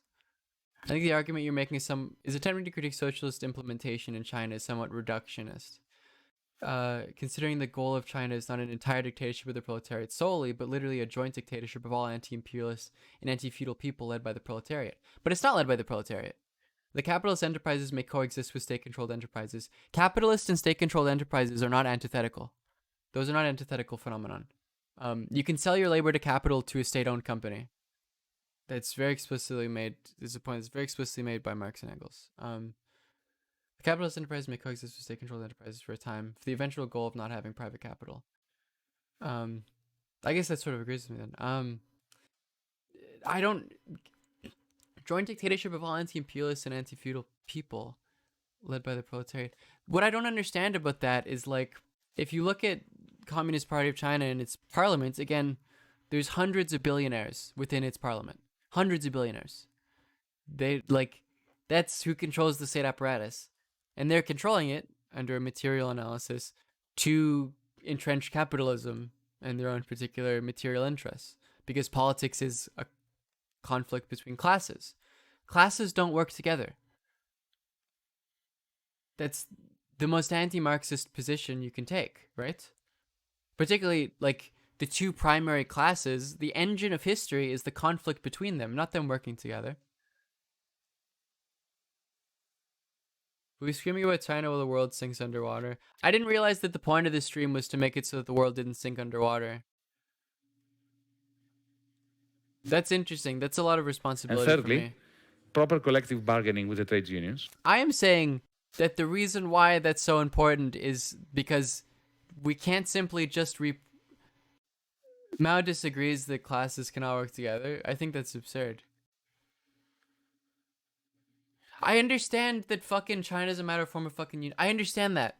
But what I want to emphasize is that the support of China, and particularly, like, the reliance on the existence of China as a potentially revolutionary movement or relationship that it could potentially form a revolutionary relationship with movements in the first world, let's say, with here, is absurd. And you shouldn't treat them like they're your allies. It is important to know who your allies are. Also, I think that you should be able to do criticism for the sake of criticism. I think that the idea of, like, why are you criticizing this as if, like, criticism isn't inherently valuable is the most anti-Marxist position you can take.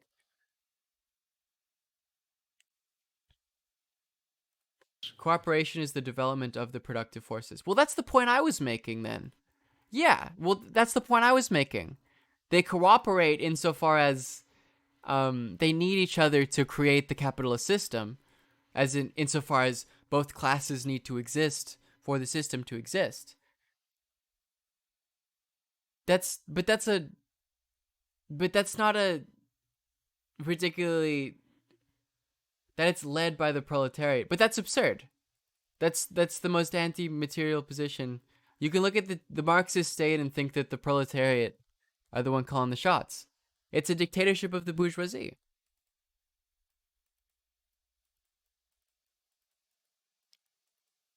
It could be in the colonized bourgeois' interest to push out the imperialists.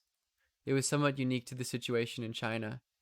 Well, following, like, maybe Fanal's analysis of imperialism, that process is long from over. China is the second largest world power. When it fights against U.S. imperialism, it doesn't do so for proletarian power. It does so to make profit for the bourgeoisie. And no subcontracting of labor. And to my astonishment, This seems like a fairly obvious point. That doesn't. Yeah, the anti-colonial what point. the fuck did you just fucking say about me? Maya, thank you for the gift sub. I understand what you mean with the point of like decolonization and pushing out this. Yeah, this was in the 40s. This was Mao writing in the 40s. It's been 80 years since that happened. The capitalist nation state has cemented itself. Deng's market reforms have very officially introduced capitalism. And this is the thing is like the Chinese bourgeois didn't make money for the end goal of communism. Obviously, Chinese bourgeois will not just let go of their capital. Yes, I mean there's a Fanon point. There's an analysis that Fanon makes that you could synthesize here, which is to say that like it is in the national bourgeoisie's interest to oppose the colonizer and their direct influence. Although Fanon is very critical of national bourgeois parties in the context of decolonization. But that you could maybe argue that they have some interest in doing so. But after that, after the colonizer is expelled, after the main people who are making profit based on the exploitation of labor are no longer foreign imperialists, what does the bourgeoisie do? They make their own profit. They force the proletariat to sell their labor so that they can continue accumulating profit, accumulating capital. And so in that model, the colonial relationship is removed, essentially, and the classes don't work together. The classes stop working together. That at some point in the process of decolonization, that these classes may have some mutual interest in expelling the colonizer. But after that isn't a permanent relationship. Mao was specifically writing at a point where many of China's major cities were foreign concessions. Yeah. No, it was described to me as if that the Maoist analysis would still apply, which is absurd. But yes, in that context, I think that that's fairly sound. I think that that's fine. That's probably true. But after that, what happens to the bourgeoisie? The national bourgeoisie and their expansion is class conflict. The idea that after that happens, the proletariat can be in charge of the state along with the bourgeoisie, that they can hold some complicated relationship that isn't purely a relationship of conflict is absurd. It's anti-Marxist. Any movement like better unions, working conditions means they're getting close to revolution. But I think that's fine. There's a pretty good video in China by call Trump's biggest mistake. The maker's a neolib, but it's pretty good. Outlines the material. Can you still make your own analysis? If you can link it, that'd be great.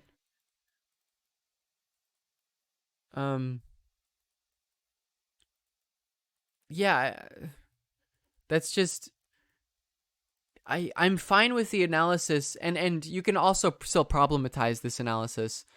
But the analysis that like China's poverty relief programs and the expansion of the market helps advance socialism insofar as it creates more proletariat. That's fine, I guess. You can still problematize that at the end of Marx's life and his rejection of colonialism as a progressive force. But that doesn't make the Communist Party of China good. That makes the Communist Party of China the state that is revolted against. That's what it makes it for the Marxist analysis. And they said, okay. Can you imagine if that was a German company or an American company? That's why I'm saying I don't think you should write. Yeah, I guess this Varoufakis analysis is relatively fine insofar as it's like, yes, it's also true that like Chinese imperialism is not a threat. Not nearly as much as American imperialism or Western imperialism or IMF loans, etc. That's obviously true. But that doesn't mean that we should ally with China. And that's a very important question to answer, is whether that alliance should be made. That isn't pointless. That doesn't get in the way of organizing. It simply doesn't.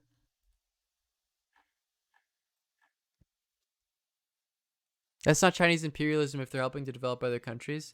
This is the thing. It's like, so why is China developing other countries? It's to help expand capitalism and the market. Right? Does anyone disagree with that statement? It's to help expand market forces. The influence of the market, proletarianization. Right? It's not them being nice. It's capital accumulating capital. That's how capital works, right? They explicitly say so. Okay. Proletarianization is exploitation. Are you people liberals? I don't get it. If you are a proletariat, you are exploited. That is a process of exploitation. This is the thing about fucking Dengus that I'm learning, is like, they'll always revert back to the, like, I understand state capitalist exploitation, and then as soon as you leave that point, they're like, but actually it is socialist, and it's not exploitative. It's not exploitative. It's fine. They're actually doing, what they're doing is good. It's not contingent on force and on exploitation. I swear to God. It's the fucking social democratic model. I don't get it. So someone said that this was interesting, even though it was made by a neoliberal. So maybe we'll watch this. I want to see... No, let's watch this, because this is interesting, and it sort of gets to the point I wanted to make before. Oh, there's no such thing as good or evil. Obviously. I mean, a moral analysis of history is stupid, but it is a material analysis.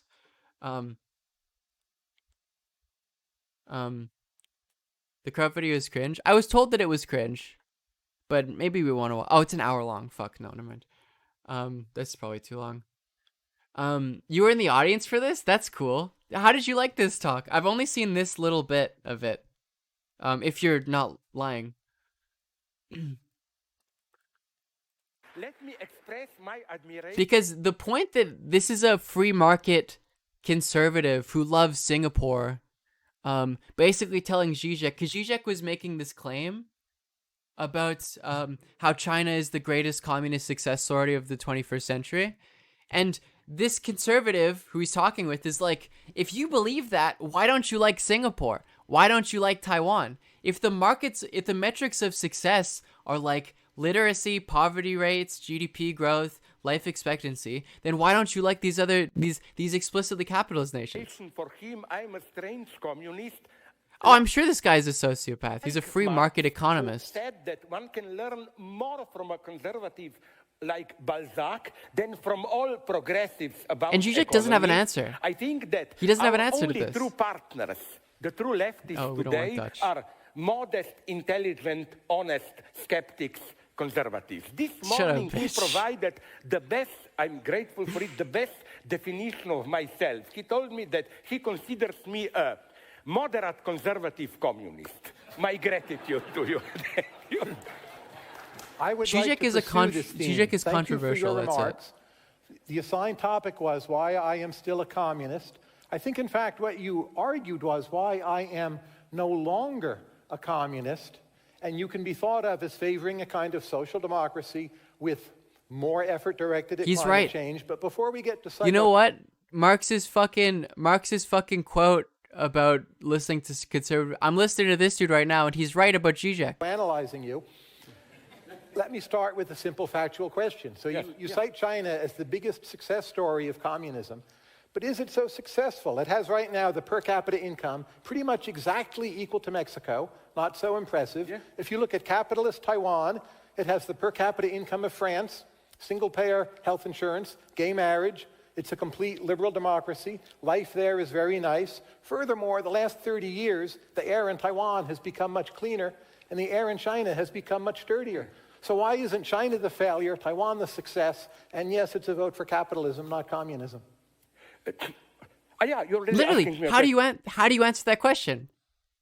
Like, if China is the success story of communism. Okay. No. First, but like, if you compare what China 50 years ago, the difference is still absolutely shocking. Look at Shanghai, Beijing today, and so on.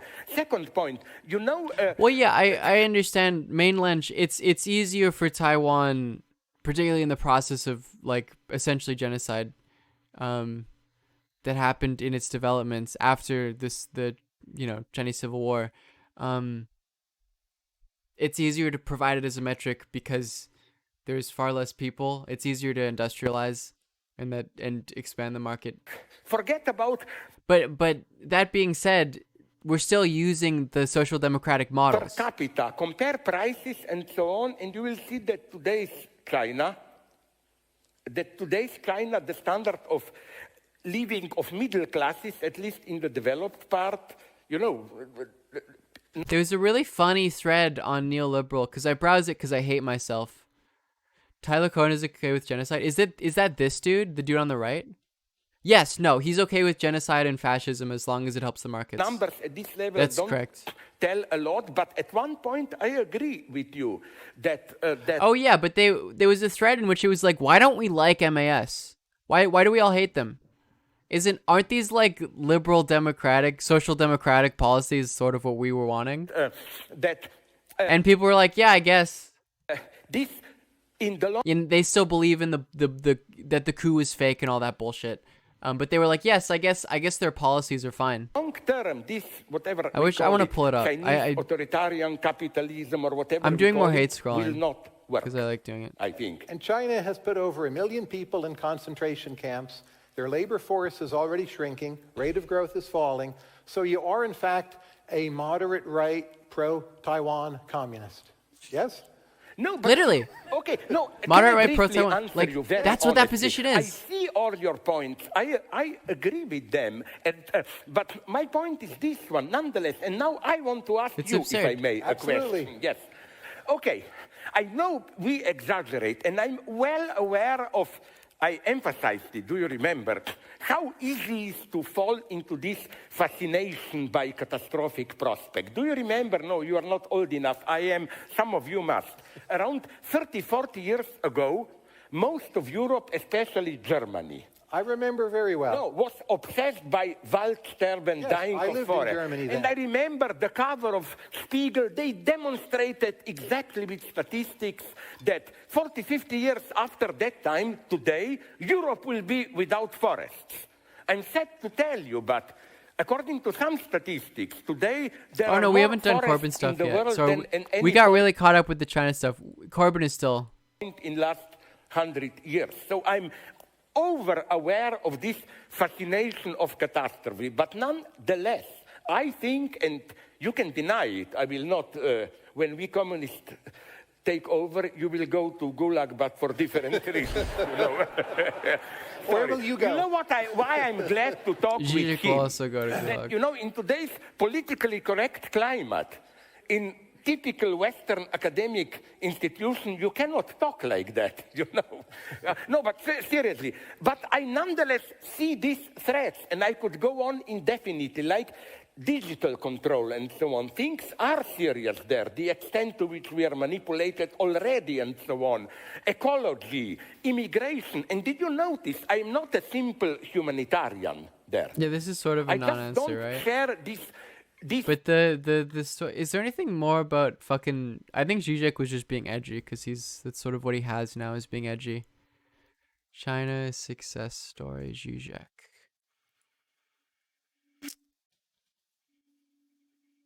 I don't know if I want to listen to the whole thing, but yeah, I mean, simple optimism, open on hearts, and what? All the poor will move to Europe and whatever. So how, very simple question, I will try to cut myself short. How, oh shit, sorry, is this Conor O'Malley video TOS? Is this Conor O'Malley video TOS? Because I'm so excited.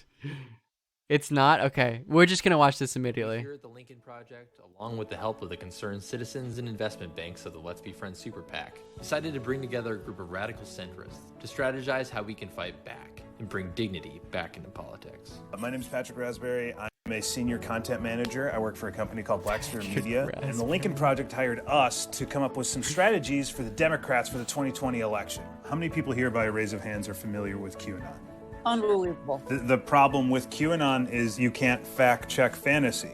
So we decided, what if we fought fire with fire? Yes. What if the Democratic Party created their own version of QAnon Yes. that people can become invested Yes. in? A new thing called Demonon. Demonon. Which is a Democratic version of QAnon, which will be a Sorry, I gotta retweet dramatic Democratic universe for people to get totally invested. You know, in QAnon, they believe that there is a person named Q That's who's so posting funny. these Q drops on these message boards. It's just like with Avengers secret shit. information. So in the Demonon universe, This there's a so person named good. Demonon. Demonon is posting Dem drops on Deborah Messing's Instagram comments about, you know, that Trump and all of his friends, you know, Mitch McConnell and certain PGA golfers are eating elderly people to gain their wisdom. Have you guys seen the Bruce Willis film Surrogates?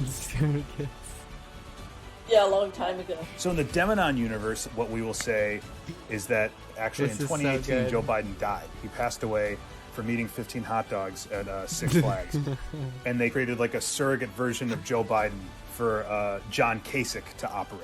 So John Kasich wanted to run as a Democrat, but he wasn't allowed to. No, I'm just curious listening when you describe that whole thing. That's so Do you have fucking a good. specific target audience? We're targeting younger people and middle-aged people who are living in despair. So people who are unemployed or, you know, That's maybe fucking have, hilarious. Addiction problems, you know, instead of, you know, saying like, oh, you can get universal health care or something like that, we'll just say, here's this, you know, fun The little game for Connor you is guys so to believe funny. in. How you guys feel about that? I don't like the idea. I don't think I can relate to that. It's just lunacy. I was working on Wendy's last week, so That's fucking hilarious. Yeah, that's really good. I don't know if the people were in on the bit. I have no clue what the context of that. Outlined. Demonon, yeah, I mean, Democrats are like, the Dem hysteria about Trump is like irrational and weirdly placed. I think The thing of like, you know, if Hillary got elected, we would be at brunch right now stuff. It is this weird, like, irrational, insane position. at least in the long term, they need a Literally all of the fucking Russia stuff.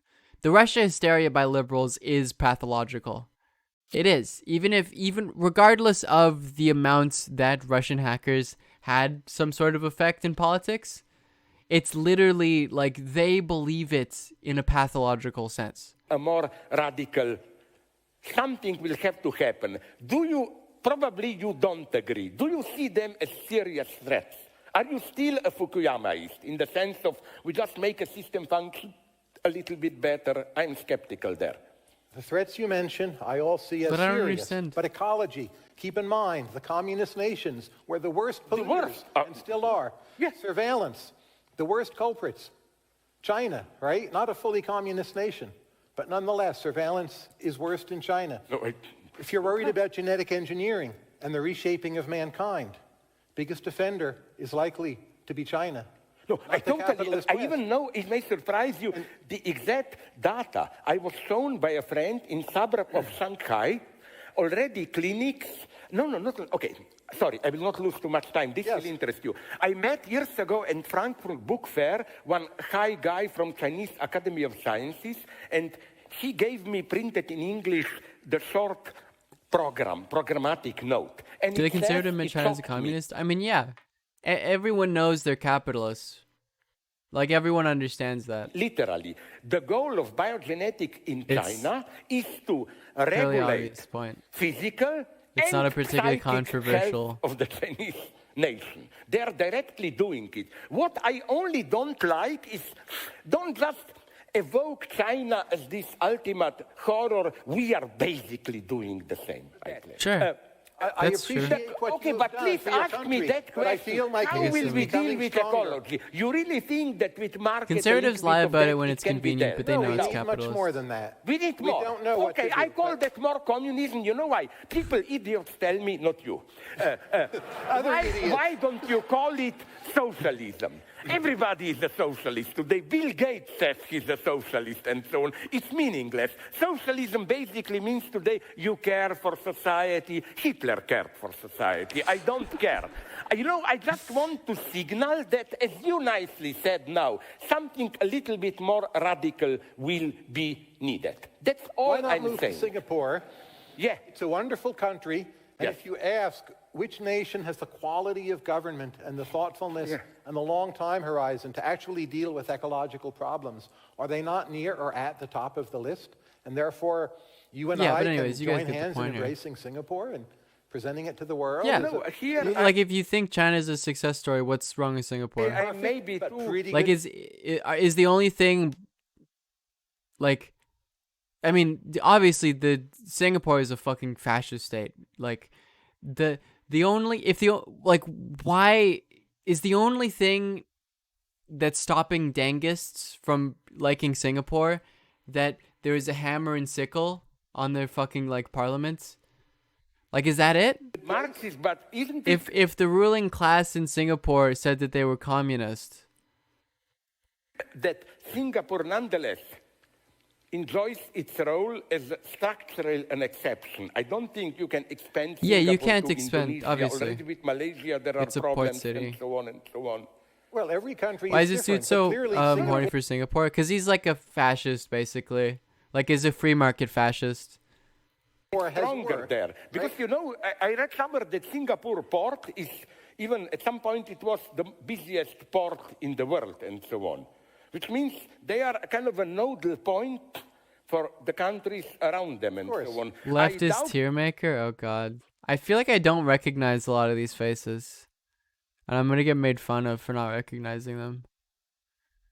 I don't know. That's going to piss people off if I do that. Maybe I'll do that at some point. I'll just show you. Leftist tier maker. Okay, I found the Prenti clip. This is Prenti's point. And I don't agree with it. Many people don't realize it, but most of Eastern Europe, before World War II, and certainly after World War II, given the additional destruction, most of Eastern Europe was a third world region. Thousands of villages were reduced to rubble. Illiteracy, poverty, disease, coal, hunger was the common lot among the peasantry Dr. and much Draper, of the thank you for the 8 working months. class, as it was before the war. Capital formation was almost non-existent. The same was true of pre-revolutionary Russia. The same was true of pre-revolutionary China.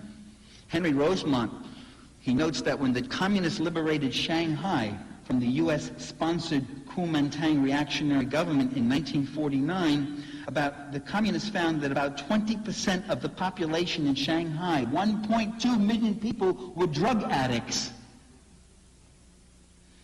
And every morning, special crews of street cleaners, quote, would gather up the corpses of children and adults who had been murdered during the night or died of disease, cold, and starvation.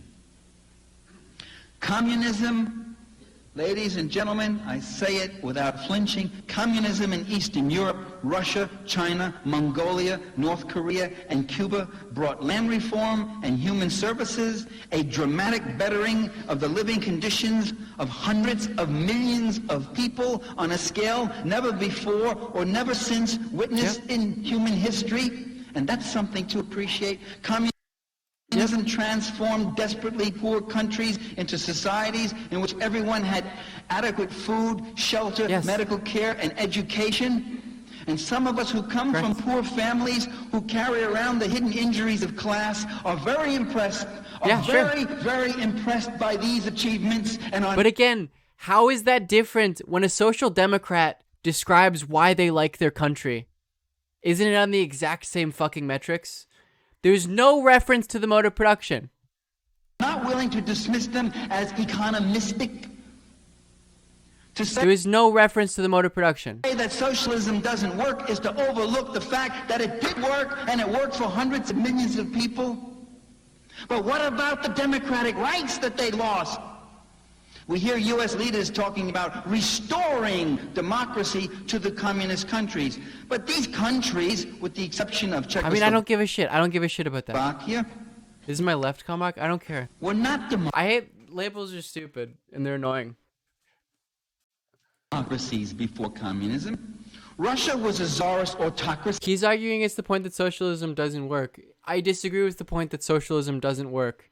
But state capitalism increasing the quality of life for people and similar metrics that like reformist capitalist social democrats think is good isn't an example of socialism working or not working. See, Poland was a right-wing fascist dictatorship under Pilsudski with concentration camps of its own. Albania was an Italian fascist protectorate. Ask a social democrat why the Social Democratic Party of Sweden's like reign over electoral politics for like 30 or 40 years was good. Why it had a good effect. They will answer you the same fucking reasons as Parenti is providing here. As early as 1927, Cuba was a U.S.-sponsored dictatorship under that butcher Batista. Lithuania, Hungary, Romania, and Bulgaria were outright fascist regimes, openly allied with Nazi Germany in World War. We both think literacy is good, so they're exactly the same. You understand, socialism, Marxism is about the mode of production and the development, understanding history through the development of the mode of production. There isn't a single fucking mention in this speech about the mode of production. War II. So what democracy are we talking about restoring? The socialist countries did not take away any rights. USSR wasn't capitalist because it didn't have over-accumulation crises. I don't know if the existence of over-accumulation crises is a necessary like product of capitalism. I mean, under Marx's analysis of like a market system, that was common, I guess. Although state-owned and an emphasis on state ownership makes that less of an issue. State ownership makes that less of an issue. Rights that didn't exist there in the first place. Now, all of this is not to deny that communist countries suffered internal deficiencies and contradictions that were real factors in their own demise. I'm not trying to blame it. I don't want to blame it all on. But yeah, this isn't. These are the same metrics. It's just, it's social democracy.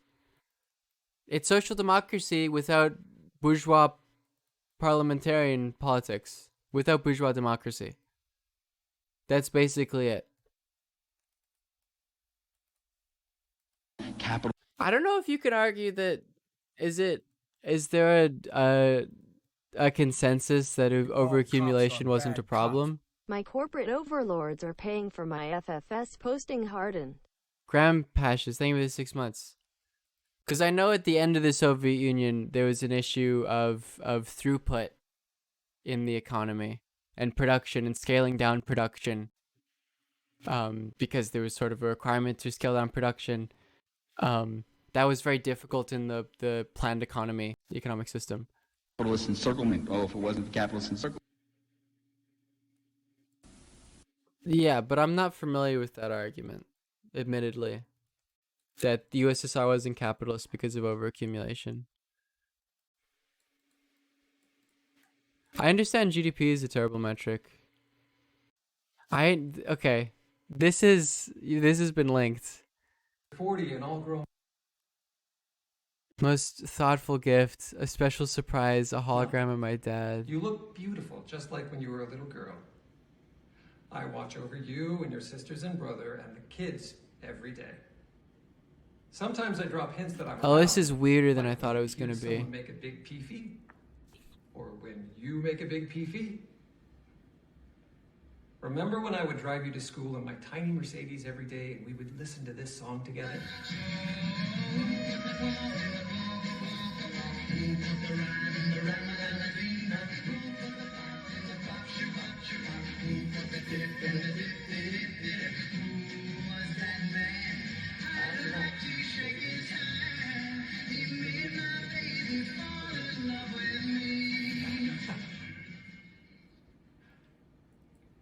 I am so proud of the woman that you've become, Kimberly, and all that you've accomplished.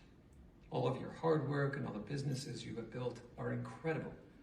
But most impressive is your commitment to become a lawyer and carry on my legacy.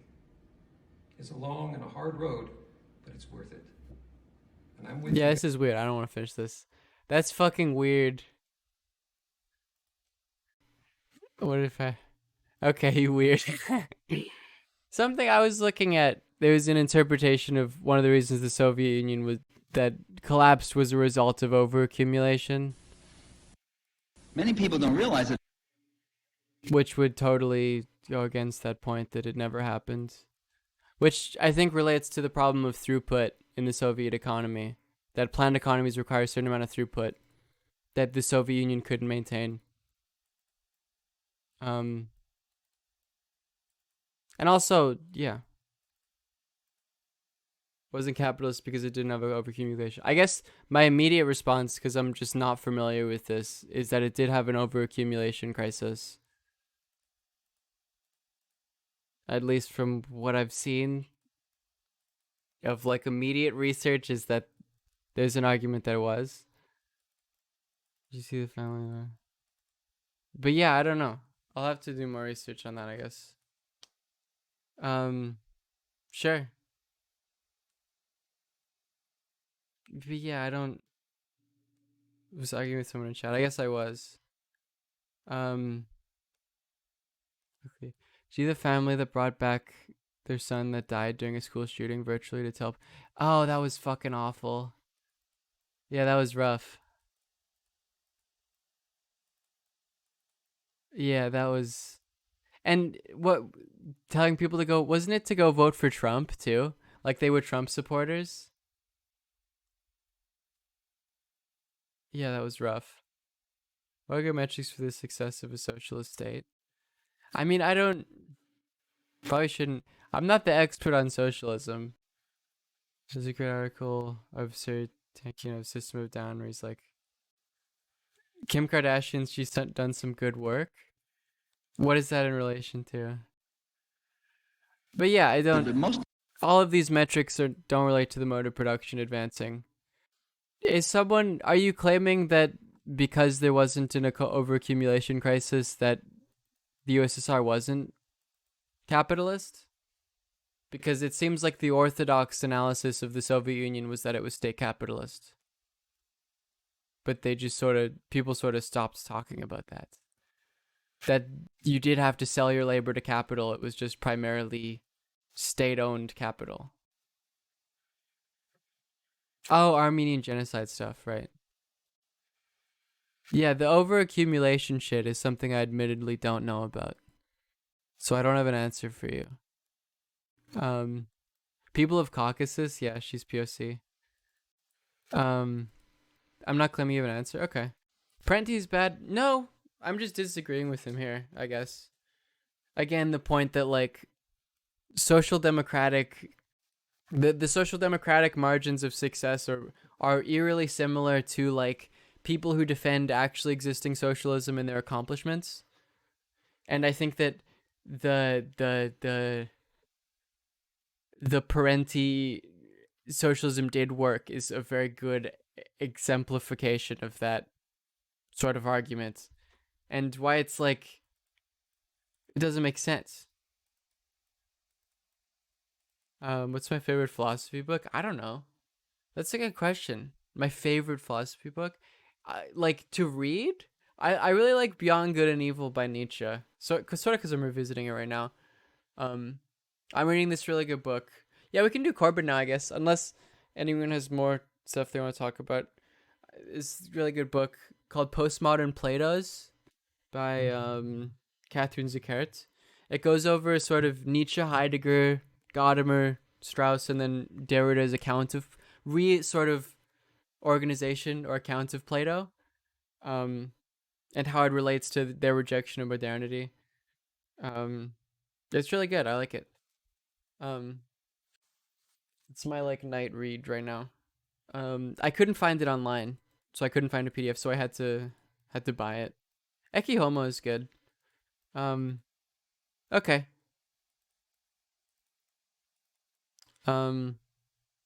Trujillo is refusing to apologize for the War Measures Act that sent hundreds of innocent French Canadians to jail and suspended. That's not a surprise, I guess. Trudeau recently refused to apologize. Yeah, that was his dad that did that, right? The Conservatives seems Oh no, this was World War II. Sorry. are not going to be supporting your motion tomorrow on the apology. Although no, the War Measures Act was used during the Quebec crisis, right? Which was his dad. Yeah, in the 70s. Oh, so the Bloc demanded Measures Act. that he apologize. Have you secured any support from any other parties? We have not, because we trust that all those parties have a conscience. But I seem to remember that the leader of the Conservatives back then, Mr. Stanfield, voted with the government. But a few months later, a few years later perhaps, how much of a chance does Quebec have breaking off? And he said that the Loi des Mesures de Guerre was unacceptable and unjustified.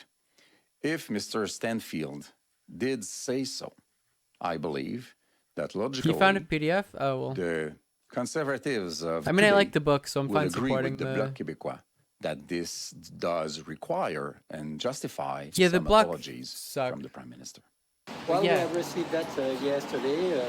We will not vote I mean, the War Measures Act was not in good. favor of this motion. For us, the October crisis is first and foremost the death of the Deputy Premier of Quebec, Pierre Laporte, a guy who has been elected by the people, who has been killed by terrorists. So when we talk about... Why do you like Beyond Good and Evil? I like Nietzsche's critique of philosophy. Just because he uses humor, which is so fucking refreshing. Just as a read, it's nice. I'm putting together an episode on philosophy of comedy that heavily integrates Nietzsche. Because Nietzsche loves, he uses humor to critique philosophy. There's a lot of really good, very funny sort of quips he has in there. Of utilitarianism and German idealism. October crisis, obviously there is a lot of things to say about that. But first and foremost, our talk and our arguments shall always be the fact that terrorists attack our democracy. Yeah, I mean... Yeah, the War Measures Act is bad, but it's not. I guess it's not a surprise that the Liberals aren't apologizing for it. On the question of Quebecois independence, that won't happen. There was a referendum. There were 2 referendums, weren't there? And they voted to stay, and it seems like the desire for Quebec to leave is sort of gone. And it doesn't look like it'll have any chance of returning meaningfully. Mode of production is not addressed. What is the point of his speech? Does Aristophanes ever apologize to Socrates? No, and he shouldn't have. Still have 36% support? Yeah. I don't think it's meaningful. Quebec would be a settler state. And arguably a more brutal settler state than Canada. So I don't particularly care A diplomat, and by kidnapping the about Quebecois independence. Anyways. We can do Corbyn stuff now. Because I guess that was a sort of... This is something that's also very important. An opportunity. I mean, I don't know how very explicit immediately Corbyn's expulsion from the party is important, insofar as, Corbynism was sort of destroyed, you know? Opportunity to watch this live episode of Tiski Sour. I'm also going to be joined down the line later in the show, as soon as possible, in fact, by Aaron Bastani. Our Fox, our technical supremo, is just sorting that one out. Go on my SoundCloud. Straight into the content of what happened today. And what I'm going to start doing is, I'm not going to go through all the detail of the EHRC report. I already have an episode I uploaded. It was 2 weeks ago. I was planning to before this. It takes a while to make these episodes. They take a lot of work. Until fuck up happened, but I do think it is important to go through some of the key parts because that is the context of today's events, and I do think it has been fundamentally misunderstood by most of the mainstream media. Yes, Corbyn literally got expelled. Let's go through this. So this morning at 10 a.m., the long-awaited EHRC report was released. It concluded that the party was responsible for the Labour Party for 3 breaches of the Equalities Act. They relate to harassment, political interference in anti-Semitism complaints, and a failure to provide adequate training to those handling them. Now, especially in terms of harassment, this has a sort of quite specific definition in there. Yeah, they didn't expel Blair for helping kill 1 million Iraqis. A report which might not be how people commonly understand that term. This is not to dispute that, but I'm just to say understand what the report says. Let's go through some quotes then about what their findings were. This is from the executive summary. So they write, our investigation... Nunavut independence. I mean, I guess that's better than like something like Quebec. Is that a proposed movement? Found that the Labour Party breached the Equality Act 2010 by committing unlawful harassment through the acts of its agents in 2 of the complaints. Yes, the mainstream media is always your fucking enemy. Literally always. And I think the way you should work about that is to say, like, they're not your friends, and you shouldn't even try to play nice. Because even if you try to fucking play nice, they'll screw you over. Investigated. These included using anti-Semitic tropes and suggesting that complaints of anti-Semitism were fake or smears. So those 2 counts of harassment, which they have said the Labour Party is legally responsible for, was Ken Livingstone speaking to a radio show, sort of saying that most of the anti-Semitism claims were to some extent fabricated. I'm not quoting him directly, and putting the controversy down to the Israel lobby. And the other was a councillor. So these were people sort of talking about the anti-Semitism row, and the councillor also sort of brought up some Rothschilds things. But these are tweets by 2 people who were eventually suspended. It took too long for them to be suspended. That was partly to do with the prior administration. But anyway, let's go on to political interference. So on political interference, the report found, throughout the period we investigated, there was political interference in the handling of anti-Semitism complaints as part of a wider practice of Lotto involvement, so Lotto, leader of the opposition's office, in disciplinary cases that were deemed politically sensitive, as well as a distinct practice in March to April 2018, when all anti-Semitism cases were referred to Lotto. Within the sample of 70 complaint files, we found 23 instances of political interference by Lotto staff and others. These included clear examples of interference at various stages throughout the complaint handling process, including in decisions on whether to investigate and whether to suspend. Now, again, the way this is being reported in the media is, people assume if there was political interference, that was to let off anti-Semites. It turns out from the report that actually, in many cases, and I think in more cases than not, this was the leadership trying to speed up the process for kicking someone out. And, I'm going to be the first to say, the Labour Party disciplinary process has been a mess for the last 5 years. And I don't think Corbyn and his team are completely, innocent of that. I don't think anyone's going to suggest that the management of the party over the last 5 years was perfect and didn't, create real hurt, especially to Jewish people in this country. I think we should all be willing to admit that and accept most of the findings of this report. But it's, as I say, it's not quite and what is being suggested when you turn on the news bulletin today. And finally, so the final thing they found where the law... So basically what is to say, like, there were some minor problems that there seems to be evidence that the Corbynite section of the party was actually, like, attempting to remove anti-Semites as much as possible, making a particular interest in, like, fighting anti-Semitism. But that there are still some minor critiques that could be made. But it is not as if the Corbynite wing of the party is, like, anti-Semitic.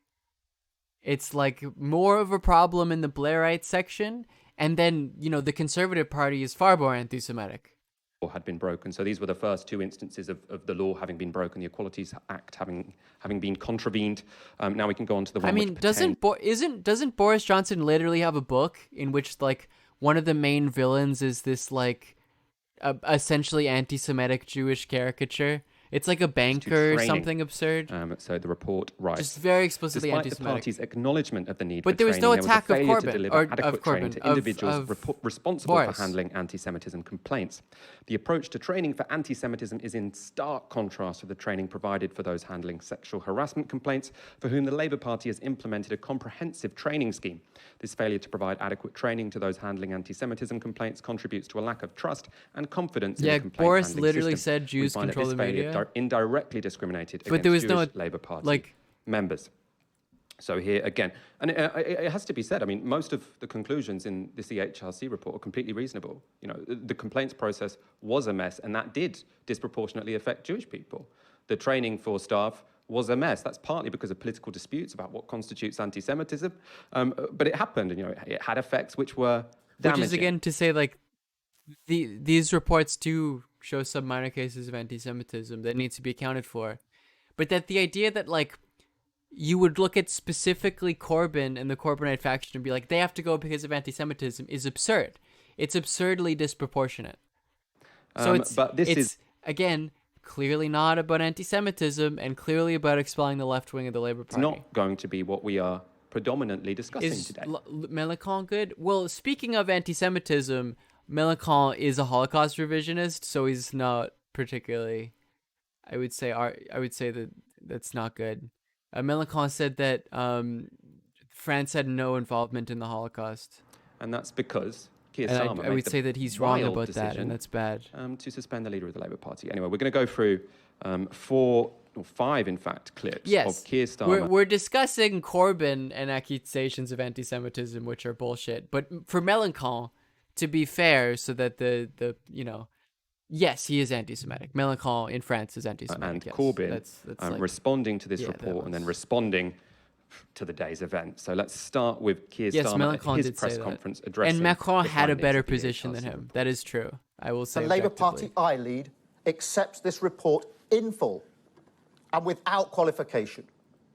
We will implement all the recommendations and we will implement them in full. That process starts today. Oh no, the French were very integral to the Holocaust within France. The rounding up of Jews in France in relation to the Holocaust was done by French police. You know, it was local collaborators. The French were more than happy to participate openly. I've already instructed my staff to start work with the Commission to implement the recommendations at the earliest possible opportunity.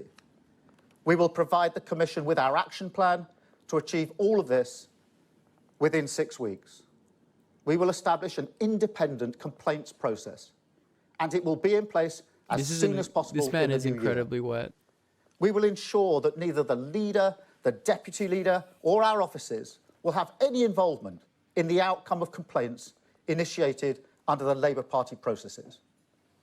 And we are... Your mom said Corbyn was suspended because Jews control the media. How do I respond to this? That's not why he was suspended. already addressing the backlog of anti-Semitism cases.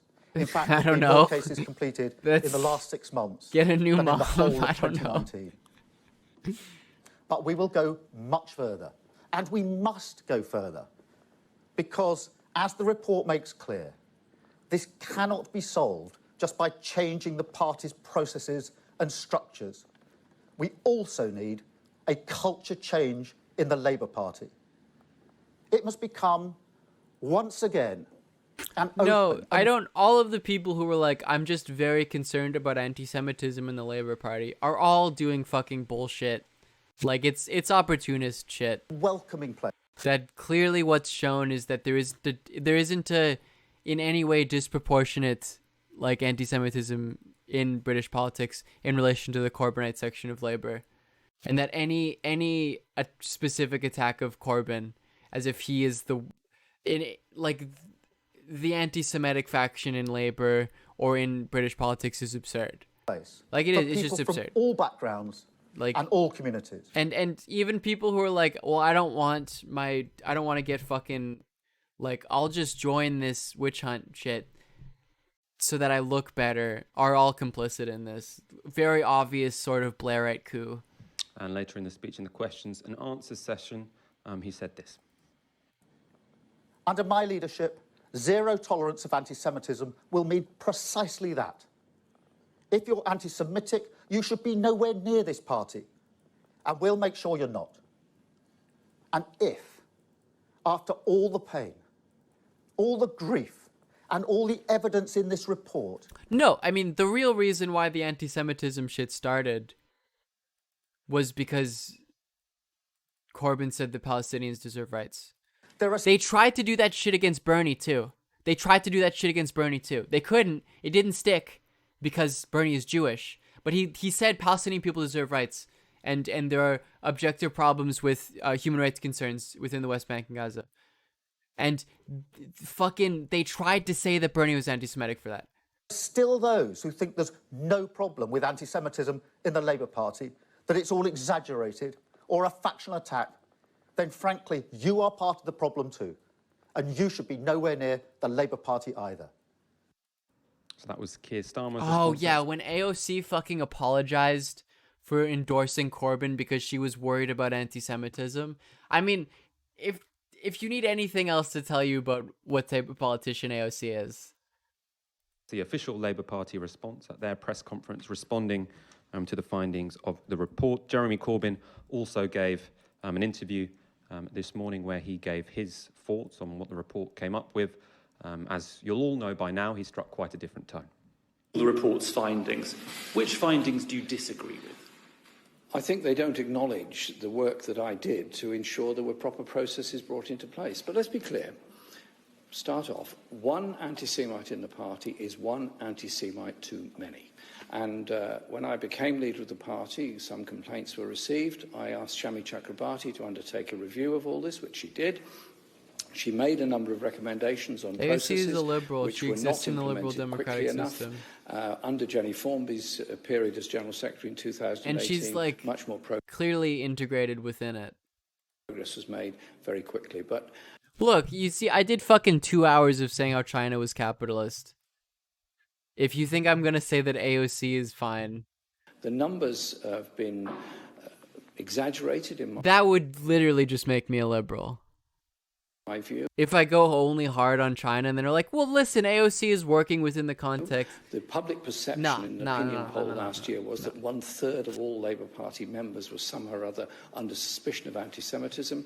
The reality is it was 0.3% of party members The Vod is the had Vod. a case against them, You can go access which it. had to be put through the process. And so I think it's clear that we do not accept, I do not accept, Keir Starmer does not accept, none of us accept anti-Semitism in any form whatsoever. So it was that response, that interview he gave there. You might say that wasn't the most sensitive thing to say in that. I don't really care. What happened was he got suspended for saying something which to me seems completely reasonable. Anyway, let's get the response from the Labour Party. So he got suspended. The party were fairly tight-lipped about the particular reasons.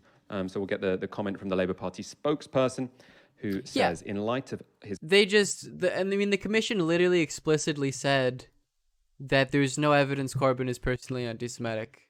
There's no connection between Corbyn being personally anti-Semitic and anything. So removing him from the party is literally just... They want to purge him. His comments made today and his this is failure a good to time to do retract so. them subsequently, the Labour Party has suspended Jeremy fairly Corbyn obvious. pending investigation. He has also had the whip removed from the Parliamentary Labour Party. There's some sort of news from the NEC about people struggling to find out what particular role he was supposed to have. Yeah, I mean, fuck. We're talking about why AOC is so cool and the Democratic Party. We're watching a video about what happens if you are, like, left-leaning and you want to fight against capitalism and help working class people.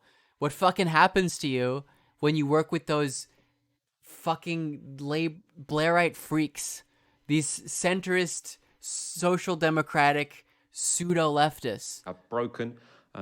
As far as I understand, that still hasn't been made clear. What sentence he said that was so concerning to the people in This is the... what happens. Well, we're told it's people who are in the Labour Party disciplinary office, not Keir Starmer's office, but we'll see. Let's look at reactions to that, though. So Starmer gave an...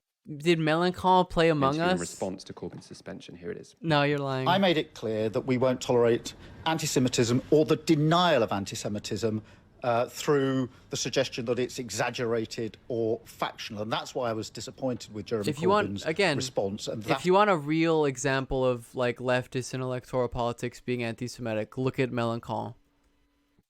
Saying, what did he literally say? That the French had nothing to do with the Holocaust. Look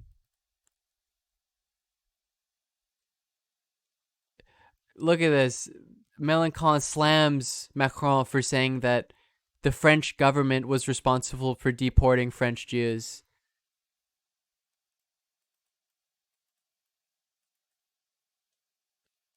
No, it's bad. That is anti-Semitic. I mean, France is a wildly anti-Semitic why society. appropriate action has been taken, which I fully support. Well, this is an investigation that started today. It's very important for me not to interfere Yes, he's with supporting the lie that the French weren't complicit in the Holocaust, which they objectively were.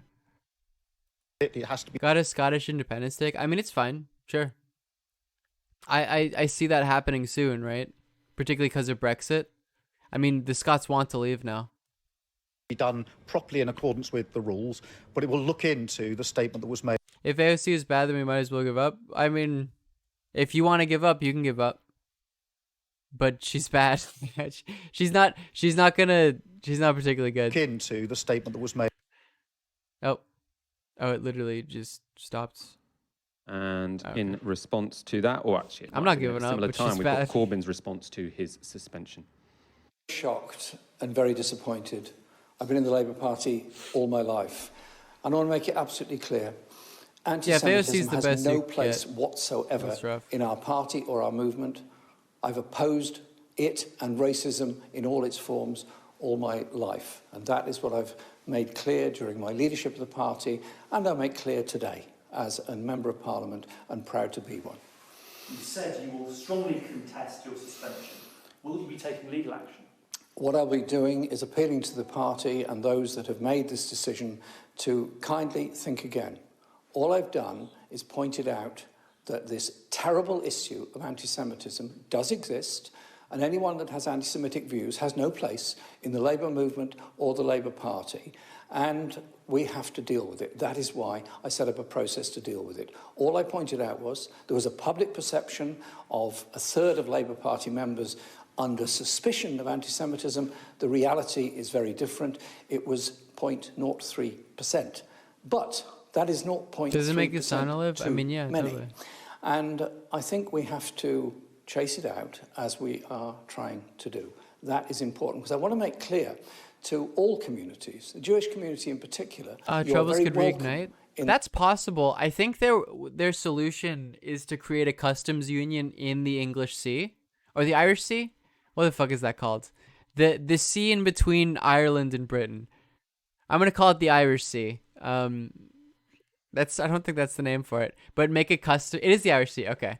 They're gonna make a customs union there, in the Irish Sea, which would connect Northern Ireland economically to Ireland. So I don't think there's gonna be troubles, but I think that if anything, this is just very good for Irish independence or unification. In the Labour Party, it is your party. It's a non-solution, absolutely. It has always fought against racism. The DUP are fucking pissed.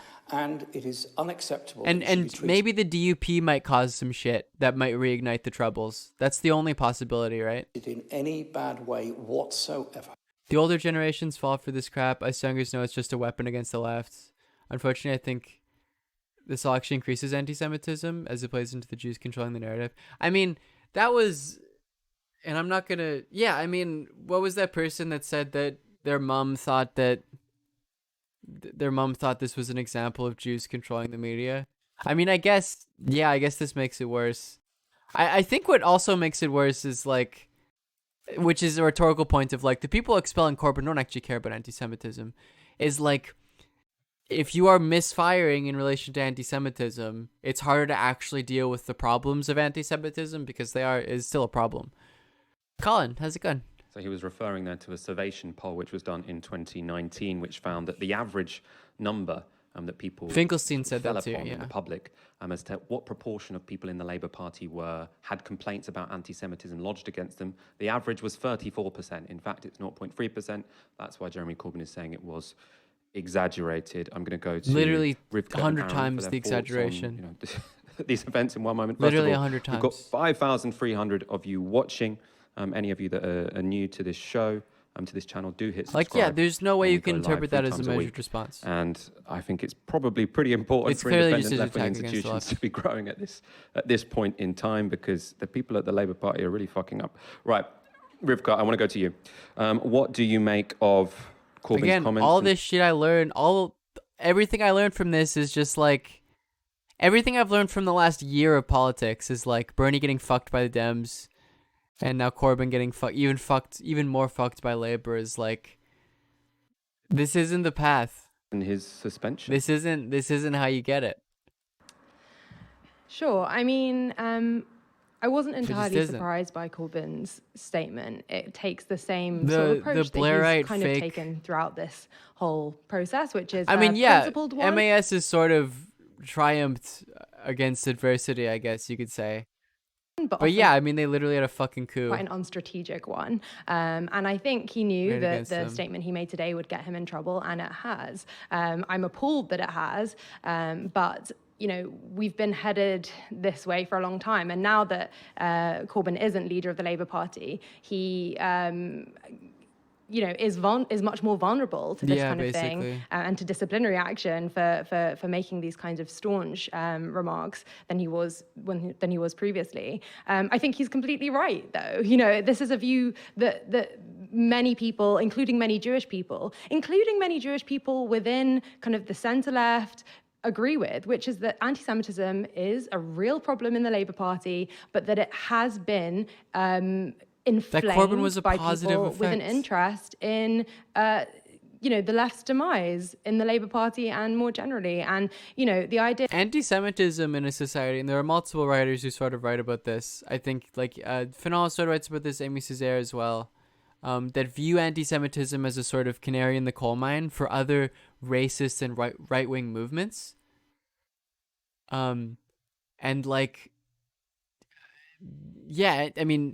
There's a very clear connection in particularly European, American, British societies between the rise of anti-Semitism and the rise of right-wing movements. It's a bellwether. Yeah. That Jeremy Corbyn was an existential and so anti-Semitism is a problem. Threat. The appearance of James Cleverly on the front page of the Telegraph the week before the election, saying that Jews will leave this country. Of course, that was all cynical, bad faith nonsense. And I'm afraid he is right to point that out. Was it smart to point that out at this point? Definitely not. And I think that what is my bit rate? It's like 5,000 or something. A bit under that. Other members of the Labour backbench, like Nadia Whittome, for have you read Postons? I have not read that. For example, he should have just kept his eyes on the report and not kind of broadened this out into a kind of ideological battle between the left and the right. He should have just said, look, the report, which was relatively soft, quite straightforward, reasonably fair, was largely right. We had a bad complaints process.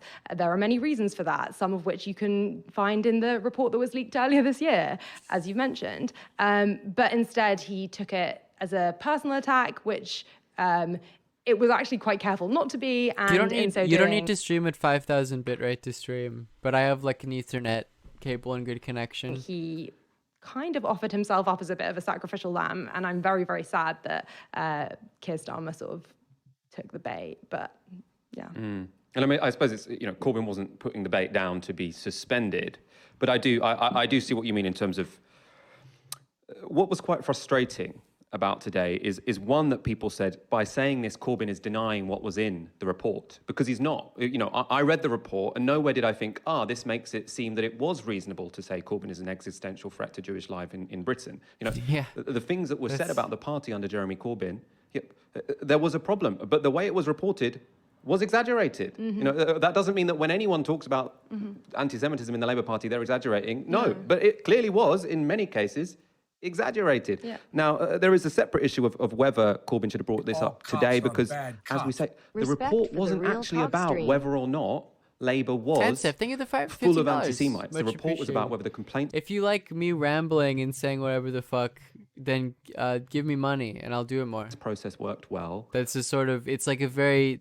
Streamers function on a sort of operant conditioning relationship to this... people who watch. Whether two people said something on Twitter and whether the training was good, right? And I think, taken on those terms, it didn't need to be this damaging. But I think the suspension of him is obviously appalling. If he was on the shadow cabinet, you can say that wasn't the kind of speech I wanted my people to be saying, so I'm going to, which is in my power, I'm going to say you're not going to be in my shadow cabinet. But you can't suspend someone from a political party in a two-party system for telling the truth. I mean, arguably, Corbyn would have been suspended either way. Anything should run for president? She's one of the few politicians. I mean, that would be better.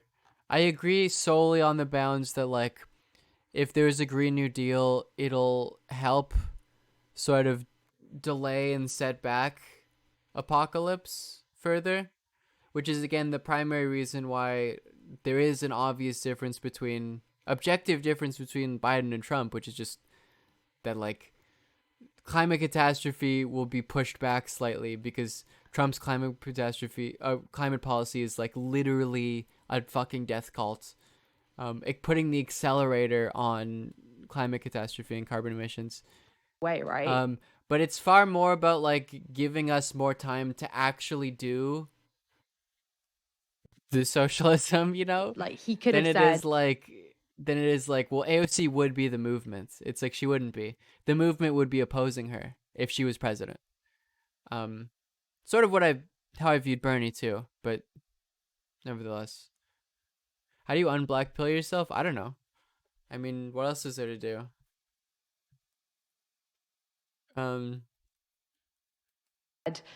I accept being a nihilist is boring. Everything in this report. I accept responsibility. And there would have been the same people baying for his blood. And he, you know, in the way that we saw with Rebecca Long Bailey, which was a kind of non-event until, for example, the Board of Deputies released a statement saying, like, we think Keir Starmer should seriously consider. Oh, well, this is bullshit.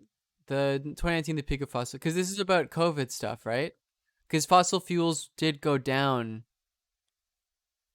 Declines in 2020 in the light of COVID, but it's going to go right back up when COVID is solved.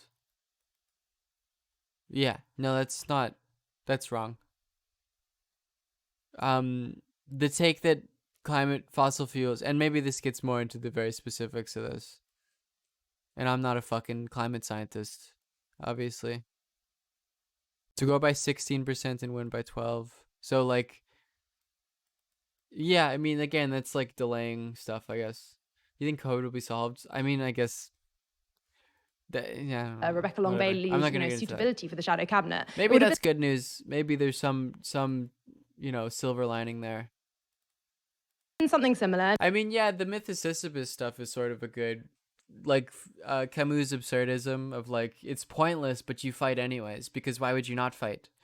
I was also reading anarcho-nihilism stuff, which I think is too much.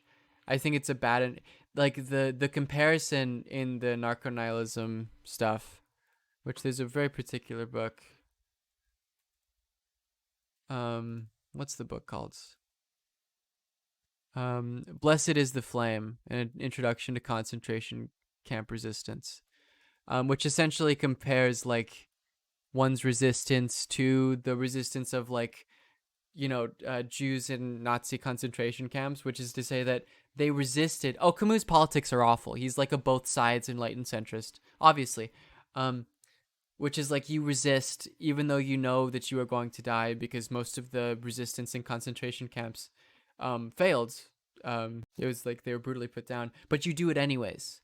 And I think there's something interesting in that, but I don't think that analogy is smart compared to because again, you're providing a telos of failure that I think is ridiculous. But yeah, there's something about that and Camus in Camus' metaphysical absurdism. I think you can take Camus as well, and his metaphysical system and introduce it or synthesize it with materialism in a way that you can't with Sartre and other existentialists. It's very interesting because all the other existentialists have this idealist metaphysic understanding of consciousness as being fundamentally rational, which is anti-Marxist, except Camus, who doesn't have that. Camus has this sort of eminence metaphysic that is very easily introduced to materialism, but he doesn't. He rejects Marx because he's an annoying centrist. But yeah, like the lessons of absurdism are fine, and I think interesting. Where it's like, the Sisyphus, the ball rolls down the hill, and you go or the boulder does, and you push it up anyways and continue to do so in defiance of the absurdity that that your action won't lead to some ultimate goal and success. And then it would have been It's his analogy for life, but you could compare it to an analogy of like how to resist even if you have a pessimistic worldview. Which again, I understand why people are dangus. Because it's like, well, listen, if China's fucking doing it, that's great. The second largest world power is doing socialism, awesome. That's a much more optimistic reality. It's wrong, but I understand it. Same story. So I don't know whether there was really an out for him. It's why I understand why social democrats who like hate degrowth stuff are like, listen, we just need a carbon tax. We just need to invest money and incentivize businesses to do non-carbon related energy stuff. And we'll be fine. And we'll be okay. It's like, I understand why you would believe that. It's bullshit. It's wrong. But I understand why that feels okay. The same people would have made the same kind of calls for his head. Aaron, I want to bring you in. Can we get an Aaron Bastani? You're on mute for some reason. Oh. Oh, you're well, fine now. that's not my. You're that's on. not You're up to me. unmuted. Tell us your thoughts about the day's events. Well, I'm just really glad, first and foremost, we've got more than 6,000 people watching tonight, because I'm sure, I know how I feel, and I'm sure many of our viewers feel utterly powerless in the face of just not just an injustice, because Jeremy Corbyn, at the end of the day, is just one person. It's an appalling story. What is happening to me is disgrace, it's disgusting. It reveals that Keir Starmer doesn't really have much respect, I think, for due process and the rule of law. Quite worrying if he wants to be the Prime Minister. But also, this was such an immense opportunity for us all to move forward and learn. Right? I didn't look at the HRC report and think, let's get it behind us. And by the way, that's how most people at the top of the Labour Party look at these things. It's a PR problem. Not all of them, but many of them will look at it like that. And I thought this could be a huge learning opportunity for so many of us. And I read the report and I thought, this is a brilliant document. It's very sober. Yeah, the like you say, problem Michael, with AOC is that she's immersed in the Democratic Party structure and she has to play the game. Eric Holthaus is decent. That dude follows me on Twitter. I should read his stuff. I was like, oh, this guy looks cool. He's cool. He followed me. The Future Earth is a positive book on climate change. Okay. A very limited, ultimately, sort of ambit. It wasn't there to discuss is Labour and institution anti-Semitic. Like I said, it was a very legally confined document. And I read it and I thought, this is really good. I'm really grateful and happy to live in a country where there are official organisations which look into allegations of racism or anti-Semitism or sexism or homophobia in public bodies and can write a report which is this productive. I was really happy about that. But then that was completely and utterly... The thing about AOC and what Social Democrats like about AOC and their vision of the future with AOC is that, first off, it's that she gets in 4 years or 8 years, whenever she wants for president, and she does this sort of populist stuff, and helps shift the Democratic Party left, and she enacts the Green New Deal, and she does stuff with labor rights, helping marginalized people, these types of things, removes the filibuster, these sort of things, to procedural stuff, and then the world will be good, I guess. And we did it. We were cops are bad cops. We reformed the settler state, and it's no longer genocidal, I guess, and the process of genocide is no longer continuing. And we can just we solved the climate crisis, and we no longer have to deal with, at least for we'll be carbon neutral much quicker, and the world will be good. And I don't know if that's true. I think all of that, from a multitude of perspective, from a multitude of positions, I think that's sort of torn to shreds by the idiocy of Keir Starmer, who now is such a... It's a weird reformist view of the future, and I don't put my faith in AOC and your potential to, will she run in 2024? Who fucking knows? It's in 4 years. Weak individual. He's not willing to defend his own decision. And so this has been outsourced to David Evans, the General Secretary, who, when asked what charges against Jeremy Corbyn are sufficient for him to have lost the whip, he can't say. Again, do you want somebody like that in charge of the British apparatus, in charge of education, criminal justice, the healthcare system? I don't. Just on a very basic level, these people don't seem to care very much about due process. So, like I say, I'll go back to my original point. I'm very happy we've got so many viewers tonight, because left institutions, critical... Should I talk about this? I mean, the position of Camus on Algeria, I think, was an irresponsible one, which is to say that he didn't want decolonization. And the point was well, my mother lives in Algeria. He was a pied noir. Which is still not you could say that it's selfish, but far more what it is a weird anti-politics related to centrism and the idea that existentially, metaphysically, we should be like the rebel soldier who revolts against the absurd, but then actual rebel soldiers who revolt against colonialism are bad and dangerous, and they might make a mistake and kill someone who doesn't deserve it, and therefore a radical, violent, liberatory politic is not possible. Institutions, independent institutions, have never been more important.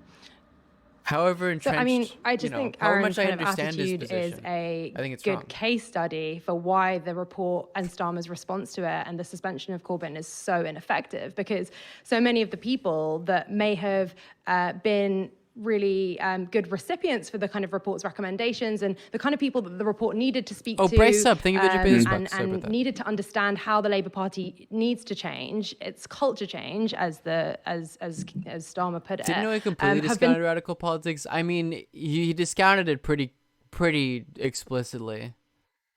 And his actual politics in the world demonstrate turned off by this decision to suspend the former leader of the Labour Party. You know, so many people now who might have kind of been brought round to the idea that actually, yeah, we do need a culture change, and maybe we should just face forward and accept that there is a problem, and now just going to lapse back into resentment and disengagement and possibly denial, and that's like a very which is like suspending Corbyn is to say that like it's Corbyn's fault. And because of that, let's do the communist. This is, to be clear, this is not my tier list. All right, let's do it. But to say that like suspending Corbyn is also, do not ask Bakunin. Oh, that's Kropotkin. Where's Bakunin? Why would Bakunin not be up here too? Do not ask Bakunin what he thinks about the Jews. If we're talking about anti-Semitism on the left. Dangerous phenomenon for the Labour. Do not ask Bakunin how integral his anti-Semitism is to his idea of capitalism. Or ask him, because it's very bad and damning. But the suspending Corbyn over this makes it look like the problem was structurally Corbyn, when the issues highlighted about anti-Semitism that, you know, did actually exist, let's say in the Labour Party, were, if anything, improved by Corbyn. Like, he made it better, and these issues will now be unaddressed. Oh, is there a deepfake of Hunter Biden? Which, this isn't surprising. People were talking about the development of deepfakes, and how they're going to become political soon. Someone's going to make and Hunter Biden is the perfect model for this, because of all the leaked videos of him. Okay, let's do this. Sure. Fuck it, why not? A lot of these people I don't know, honestly. I'm not going to lie. There's a couple of them. So this is Chile fucking, why am I blanking on his name? The 9/11 was his Allende, thank you. I don't know who this is. I'm not gonna rank them yet. I don't know who is this? Doesn't mean the Hunter dudes are fake. Oh, who knows? You guys gotta tell. Oh, that's Zapata? Okay. Who's... Okay, there's I don't know. That's a... Okay, well, we'll put, you know, we're doing a sincere one. Let's start with literal poop brain. What are the tiers? Best, base, good, alright, man, not very good, bad, actually cringe, literal poop brain. I'll put the people I don't recognize in here, and then you guys can tell me who they are. Because I just don't, it's just photos. That's Bukharin, isn't it? I know, don't recognize. I feel like I don't. That's, who the fuck is that? I don't recognize a lot of these.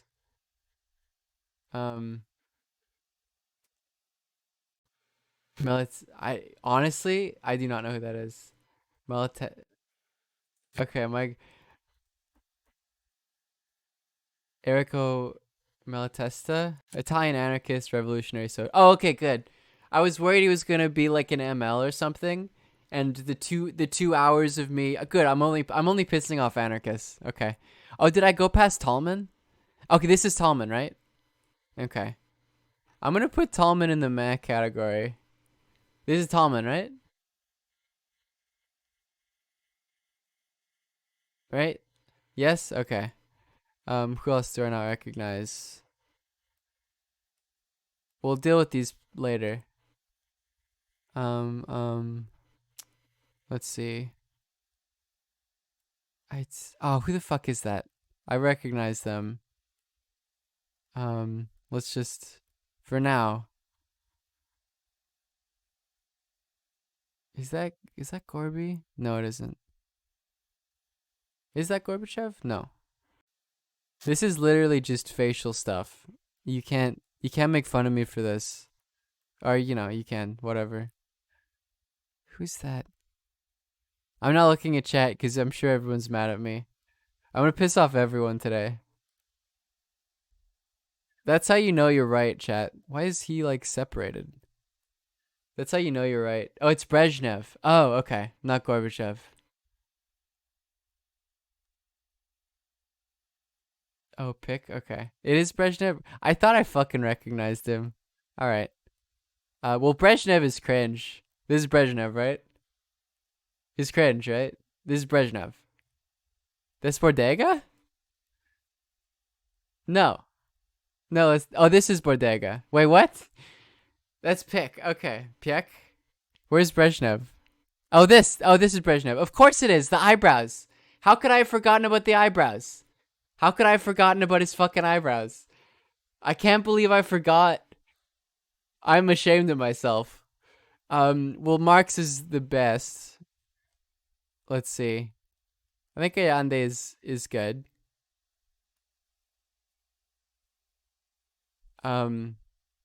Still in electoral politics, I doubt the potential, like how much fully that would. I'll put him up to based because of how he went out, which was incredibly heroic. His last address to the nation, it clearly shows where he was politically. That there's no element to that was cynical. However much I am skeptical of that use of the apparatus of the state in an electoral system. Zapata is cool, is based as well. The movement that represents no Gandhi. I don't know how to read Makhno as a political figure. Because the Soviet reading is, of course, Gandhi is not a leftist. That's absurd. The Soviet reading of Makhno is a very cynical one, of course. It's the idea. His last address is very, I would recommend reading it. It's very. The fourth one is De Leon. Oh, okay, I see. Fuck, I'm not. Okay, I'll put them back. The Soviet reading is very cynical. Gandhi was a racist among us.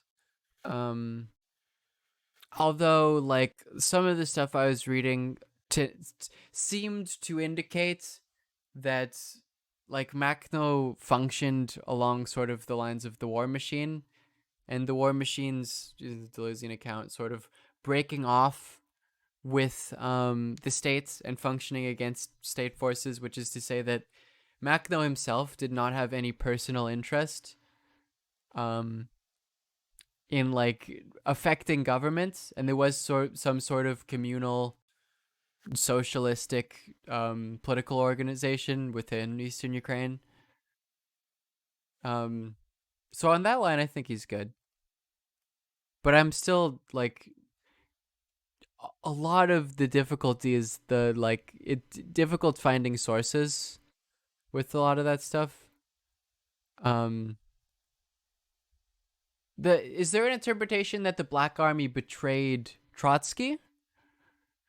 Because my understanding was that Trotsky invited the Black Army leadership to a meeting and then arrested it. Okay, yeah, then just like gutted his like military staff. Where do we want to put him? I mean, I like Kurdistan, and it seems like the Öcalan's resistance to Turkey was, and the legacy in relation to communalism, although one can question to what extent Kurdish society, the Syrian Kurds who sort of built off Bookchin and Öcalan, are actually Bookchinist. The sixth one is 1, 2, 3, 4, 5, 6. Oh, is that GDR? Okay. Who the fuck is this again? Why am I thinking this is Lacan? It's not. It's definitely there's no Althusser. Oh, Althusser. Yeah. Althusser's good. I like Althusser. I like it's Chomsky. I like his conceptualization. And he's sort of close to Lacan. Of the sort of society being layered, and Althusser's reconceptualization of Marx's analysis of the base superstructure, which of course the base is the final determinant, that there are these different elements of society that work to influence each other, and works to conceptualize how like the superstructure affects the base as well. It's a circular, even if the base is a final economic relation is final determinant. The ninth one is Liebknecht. 1, 2, 3, 4, 5, 6, 7, 8, 9. Oh, of course it is. Yes. Kropotkin. I don't know. I think some of his literature is a good introduction. Where's Rosa? That's a good question. Is a good introduction for people. Conquest of Bread, of course. And there's not much of it that I've used particularly wrong. I just don't. I don't know how much of how like important his theories are, or influential. I view, is that not? Oh no, this is Bakunin. Fuck. Oh, Bakunin is canceled. He's an anti-Semite. I'm canceling him. Where's Kropotkin? Oh, it's right here, right? I don't remember faces. Oh no, sorry, right here. Here's Kropotkin. I'll put him as art. Yeah. Look at what Bakunin says about the Jews. Just go search it up. All the anarchists canceling Marx for being anti-Semitic. Who the fuck is this again? Okay. This is, Bukharin, right? This is Bukharin. I don't fucking... I'm gonna put him in all right. There's some weird, like... It's a sort of... Maybe is this a Trotskyist position? Which is to say, like, oh, if only Stalin had not taken power and it was Bukharin instead, that we would have actually had the good Soviet Union that wasn't... And I feel like what a lot of... Like, while I think Bukharin's Soviet Union probably would have been better than Stalin's, I don't... In continuation of the NEP and the sort of liberalizing, I don't view that as particularly beneficial or as like particularly ideal. His right-wing opposition, yeah. I mean, there's obviously the TNO points, the point in the mod, the New Order. Maybe I'll put on some music in the background. What music should I put on? I mean, there wasn't really a right-wing faction to an extent, but like, how about, yes, I do not think that Bukharin should have been executed. But the TNO point is like that industrialization was not, or that the forced industrialization, the brutal industrialization process that happened under Stalin gave the Soviets the capacity to fight the Nazis that they might not have had under Bukharin, which is the TNO mod's explanation for how the Nazis could have beat the Soviet Union.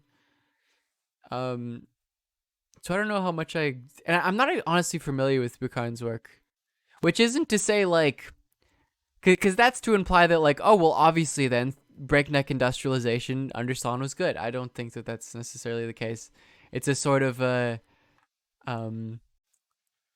ex post facto justification where it's like, see, look, the worst case scenario happened in terms of what military force could have invaded us, and it paid off. Enver Hoxha. Do I do the meme answer or do I do the answer that building a shit ton of bunkers in your society isn't a good idea? And if it didn't really help, I'll be sincere. I mean, the meme answer is that he's based, but is to say he's not particularly. Where's the let me play some tunes. Hold on. I retweeted this. Let me bring this up for a real one. Where is it?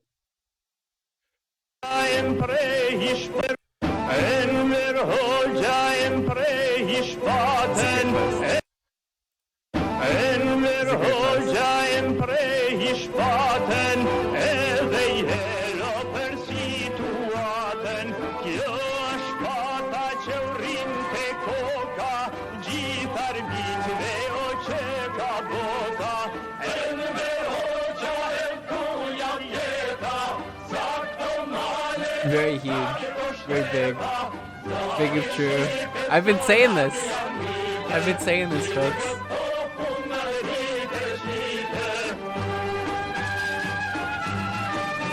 China's only friend for a decade, that's true.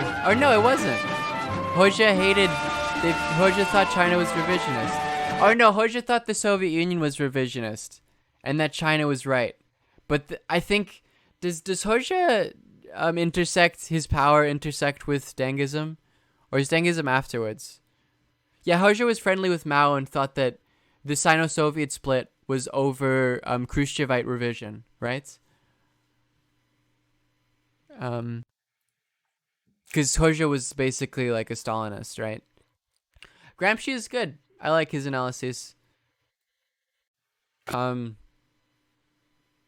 It's sort of adding on to Marx in a lot of ways. People say that his viewpoints disagree with Marx. I feel like it's far more refining how ideology works than anything else. Which is to say that like the system, the powers that be convince workers to actively defend the system. That convinces them to think, this sort of product of false consciousness, that they are a part of the system. Good, not based, his words. Yeah, I guess, I don't know. I don't want to, I want to reserve based. Best is Marx. Marx is only best.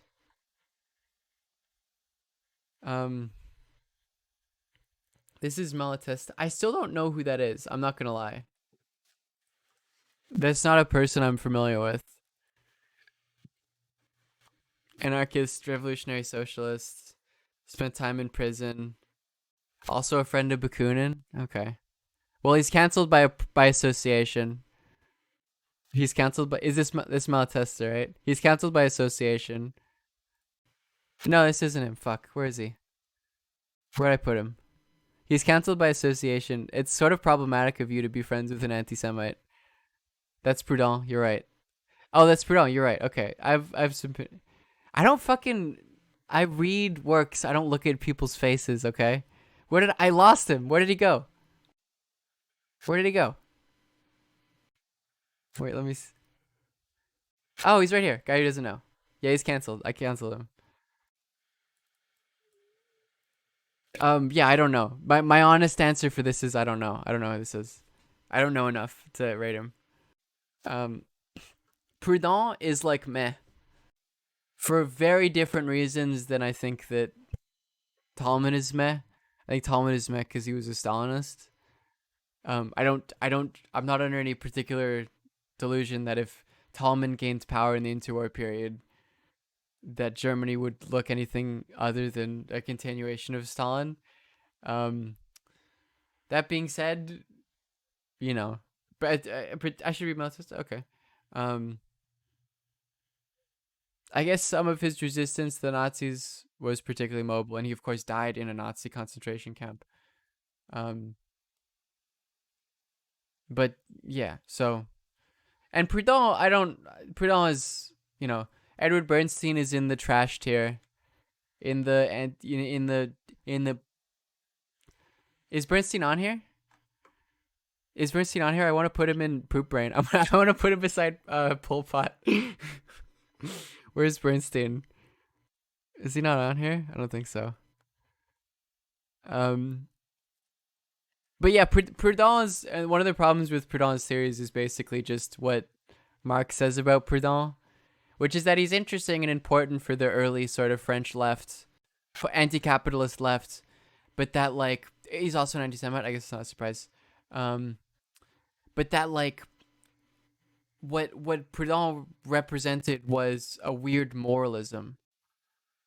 This sort of weird moralistic position, like property is theft, is an oxymoronic statement, as pointed out by Marx, which is to say that the concept of theft is built around property.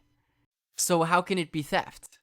How can property be theft? The idea of what theft is in the superstructure as an intelligible moral concept relates to the historical system of property in place. The modern concept of property comes out of the capitalist property relation. Property can't be theft. That's an absurd point to make.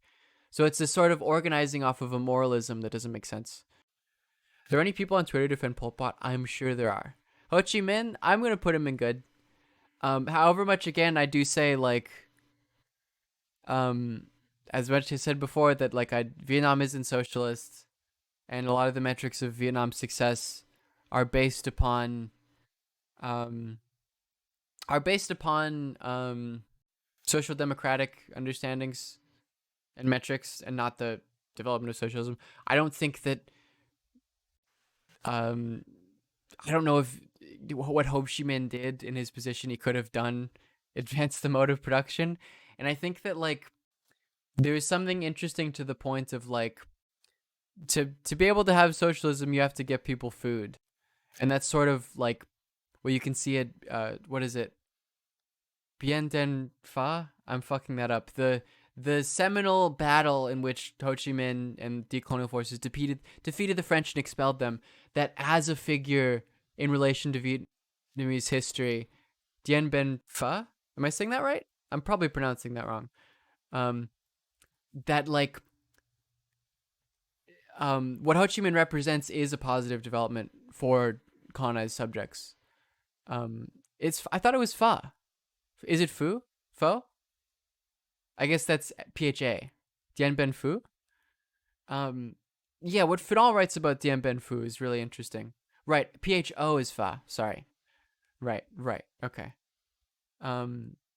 What he writes about it is very interesting. Is it was this organizing moment for decolonial movements where it's like, we can defeat the colonist. We can do it.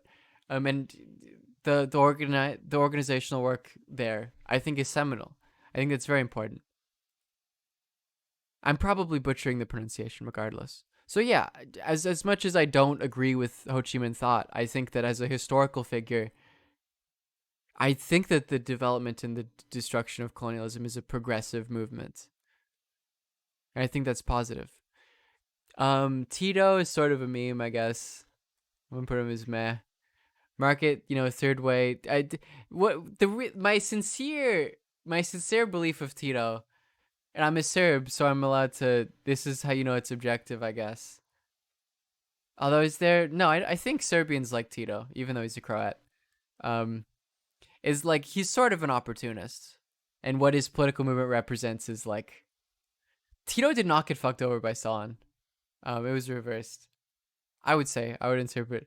They were three values more common with anarchists, but it's. I mean, I wouldn't say that, like, one is more common than the other. Why is Tito a meme? I don't know.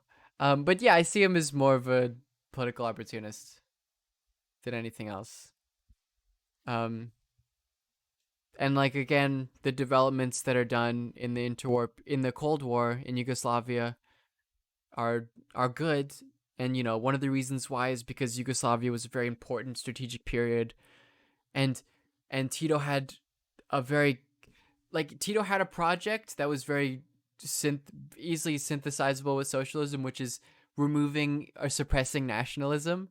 And he did a pretty good fucking job of that. In fact, I think one of the orthodox interpretations of why Yugoslavia broke up was because Tito wasn't there. He sort of held it together. And whatever developments of and use of sort of playing the two powers off of each other is, like, smart and helps the development of Yugoslavia economically. It's not, it's an opportunist faction. This is Kim Il-sung, right? And then yes, which This is Kim Il Sung, and this is his son, right? We're doing Juche now.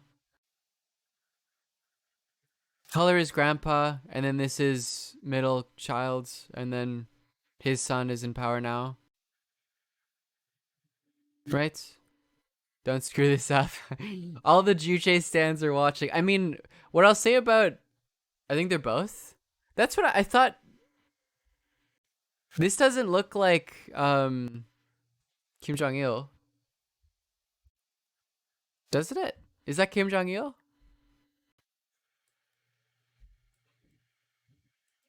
Okay, well, we'll do Kim Il-sung, which is like around there. They're both Kim Il-sung. I was okay. Yeah, that's weird. I'm just not gonna. I'll put him in. You just lost the radical left. That's the wiki for Kim Il-sung, and this is also Kim Il-sung. This is definitely Kim Il-sung, right? I mean, if you compare early North Korea to South, you would probably say that it's probably better to be in. Oh, this is the son? Oh, okay. Well, okay. Put him. It was probably better to be in the North and the South for a lot of the history. Juche Couture, was that the person that said that the fuck Anne Frank stuff, the very blatant anti-Semitism, was about like deconstructing white pedagogies or something? Just, by the way, if someone says fuck Anne Frank, they're an anti-Semite. That's anti-Semitic. That's not... That Black Hammer stuff was anti-Semitism. That was not... The fact that people... Yeah, that was... Black Hammer is like a fake...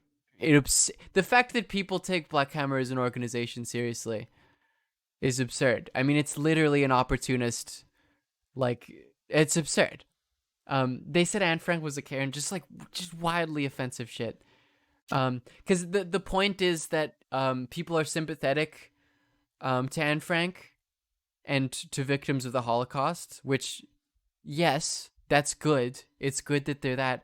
And that it's not fair that like the victims of colonization within like Africa, for instance, aren't as well known. Which is to say the obvious point, which is, if you look at the writings of like Fanon about this, and the writings of I believe it was Amy Césaire that talked about how like the complicated relationship he had, crying for reading Anne Frank's story in her diary and crying for her, but understanding that there is a disproportionate sort of that like there are less people who cry for the equivalent of people who African people who experienced colonization and genocide, but the realization of that doesn't lead you to disparaging Anne Frank or saying that we should minimize the Holocaust and its significance. That's absurd. That's anti-Semitism. Yeah, Black Hammer is like it's run by, what's his name? Who's that guy? What's his fucking name? He's like a fake leftist. He's like a like his entryist bullshit. What's his name? Fuck. I was looking at this recently too, just like, because it is truly disturbing. What is his name? Someone's gonna remember it. Ghazi, yes. Ghazi Kotso. Who is like a hard on his sleeve anti-Semite. Openly anti-Semite, openly like anti-leftist, but has this pseudo like Maoist decolonial organization. Yeah. What NDP winning BC means for the country doesn't mean much. It has no effect or impact on the national election. BC won't be NDP in the national election. It's just like Blairite sort of people in power, which is far better than the Liberal Party, which was a far right, or not far right, but like right of center law and order party. Oh yeah, but you can analyze Juche as like a product of its historical context. But I don't see any particular. Third is Sandinista, leader in Nicaragua. Oh, okay. I always feel like I'm nervous that I don't know enough about these thinkers. I don't know. How do we get on that? I can't remember. Anyways, this is Parenti.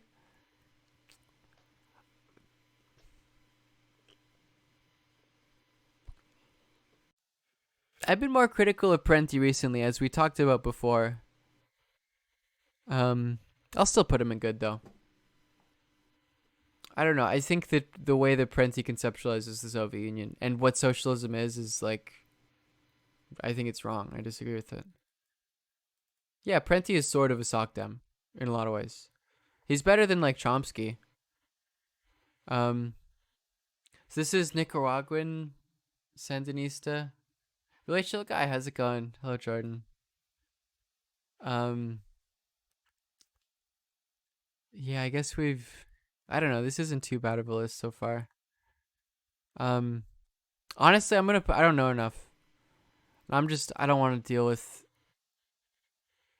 Kim Il-sung or Kim Jong-il. This is Kim Jong-il, right? Rosa, I would say Rosa's good. All cops are bad cops. Please may I simp, ma'am? Hey Jordan, thank you for the 6 months. You will absolutely. This is a simp friendly area.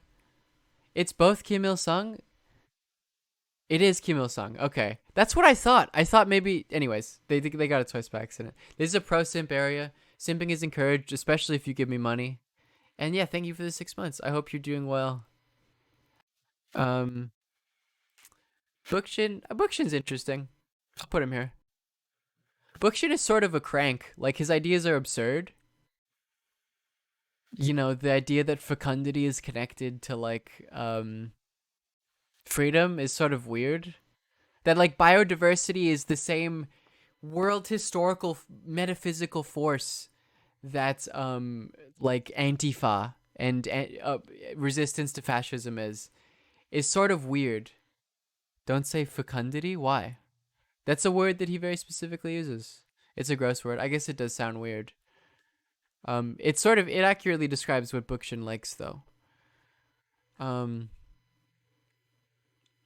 Yeah, so I think it's fine. And I guess it makes sense that I'm putting him in the same category as Öcalan. Lenin, I'm gonna put him as alright. I have a complicated opinion of Lenin, I think. That's sort of still resolving itself. I don't know. I'm trying to reconcile the elements. Ellie, thank you for the 1,000 bits. Simp you who would simp on an thank you so much. Note here is who would $10 simp on a related note? Thank you. Thank you for the $10. I mean, I don't know. Lenin is in his historical context is good, I think. He's sort of dealing with the historical context of Russia and what is to be done in Russia. But I don't know if Leninism. It's hard to debate the effects of Leninism on history, and on you can have the Trotskyist reading, which is probably the most favorable, I guess, with Lenin, which is to say that it was Stalin's fault. It fucked up because of Stalin. And what I would argue is there's something more integral to that, to the problems within the Soviet project that related to Lenin, that Lenin in his later life sort of realized and was worried about. But that I don't know to what extent that criticism is aimed at, so I'm going to put him in between the two sort of arguments that I have in relation to Lenin, or movements. I'll just put him as alright. I don't know. Stalin is like cringe. I don't really like Trotsky. He's okay. I don't know. Trots are annoying. I don't agree with the Trotskyite thesis in general. And you can always point out that like leading American Trotskyites were the founders of the American neoconservative movements. The funniest thing and I don't know if any of you have seen this is like finding a Trotskyite and encountering one on Twitter that Stalin is posting Liv, actually. That is a neoconservative. It's very weird because there are neoconservatives that like Trotsky. Because permanent revolution isn't necessarily a far left concept. It can be applied in a broad, which isn't to say it's even necessarily bad, but it can be applied to a broad sort of range of political perspectives. Might think of 100 bits. Without Trotsky, we wouldn't get postitists. That's right. That's true. I think Guevara is a generally positive development. What I like about Guevara, Shea, and what I like about, should I put him in base? I don't know. What I like about Castro is the development against the planter class within Cuba, which is to say against, the system of essentially slavery that was still very entrenched in Latin America for the purpose of American profits. And I see that as a positive historical development, even if I don't think that the Castroite political plan goes towards socialism necessarily. I still think that that's a positive development. What do you know? Honestly, Argentine politics is not something I know enough about because I know Shea is like an Argentine national. Goldman. I'm gonna put her as all right too. Yeah.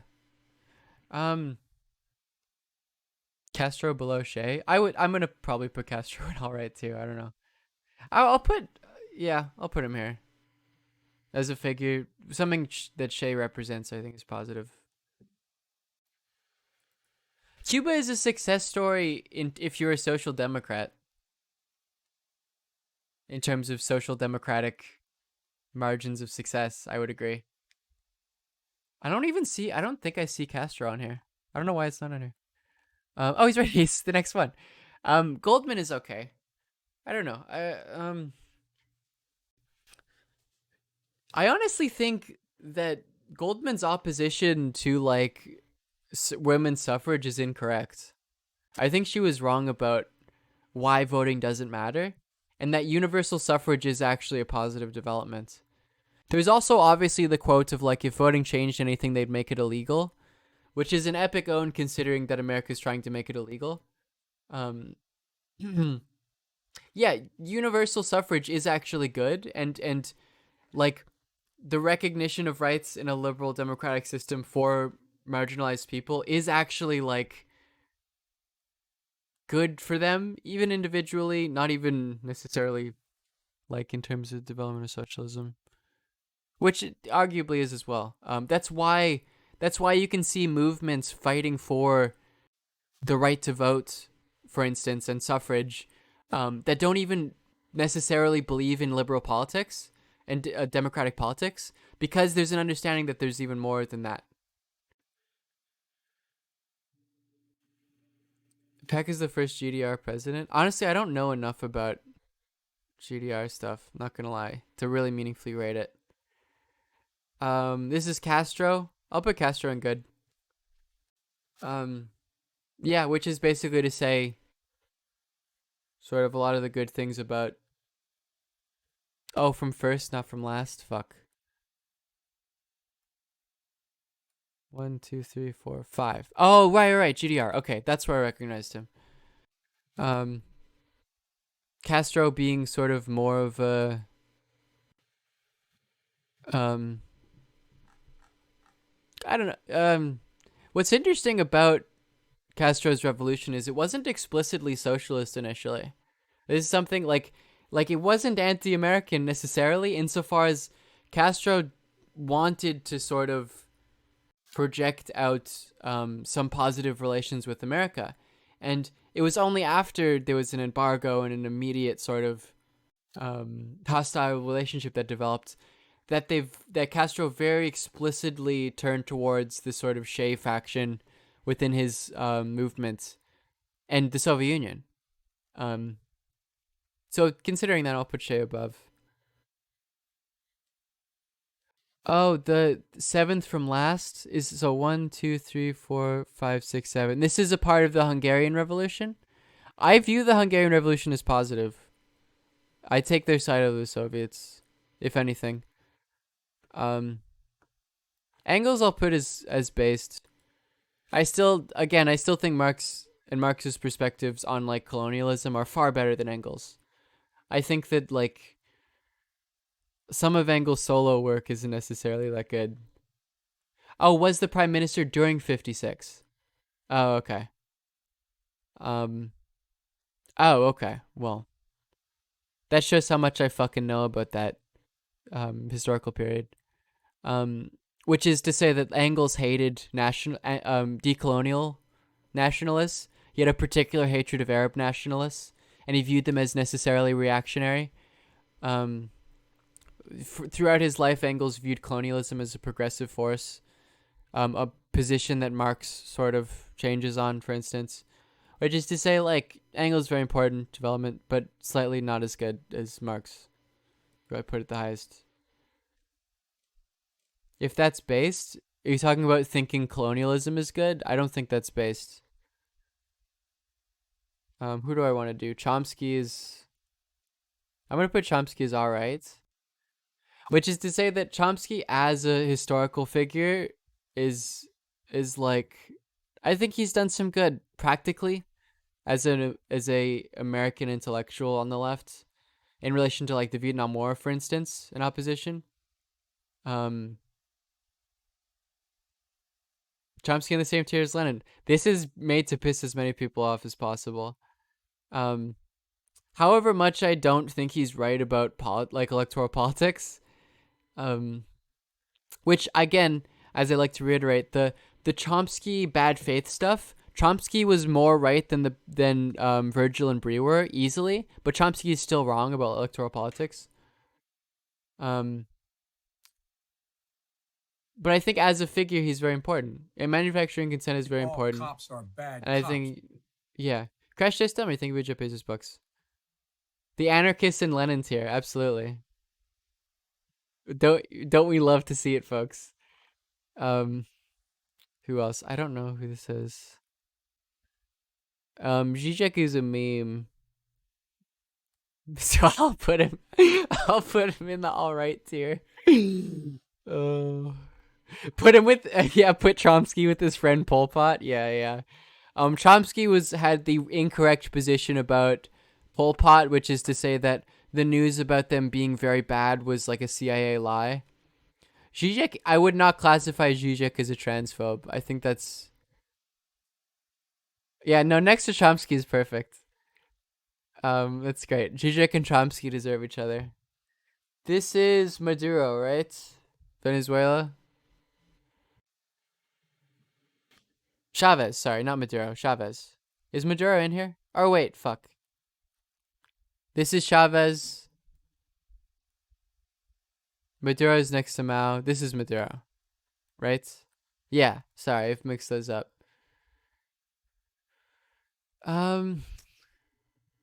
Honestly, I'll just put it as, like... Yeah. My knowledge of it is my knowledge of Venezuelan politics isn't honestly that good. Not gonna lie. I feel like I don't have an authoritative position on it. But given my critiques and what I didn't... Chavez is sort of Evo. I'm gonna put the... I don't wanna fucking rate them. Because I don't know enough. So this is my I don't want to rate them. Khrushchev is actual cringe.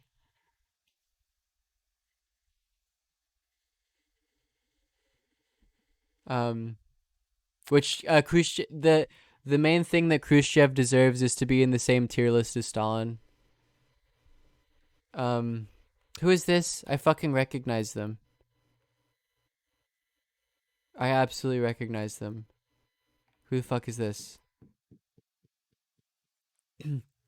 Is that Angola? Angolan politics? Ethiopia? Oh, Mugabe. Is that... Oh, yeah, no. That's cringe. Yeah. Yeah, that's cringe. Where's President Xi? Which it was, yeah, right. Or Magis, I don't fucking know. Not Mugabe.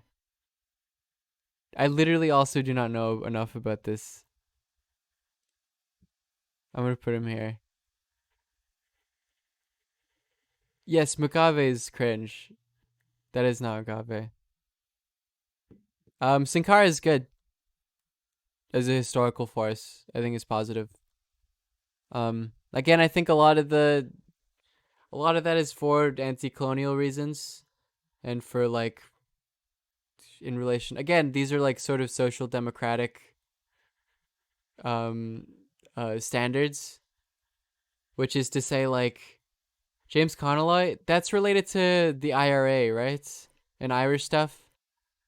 Massive like fighting malaria, for instance, fighting the French, and trying to develop some sort of meaningful, united sort of national African front against the French. Yeah, I'm streaming. Yeah, I got it.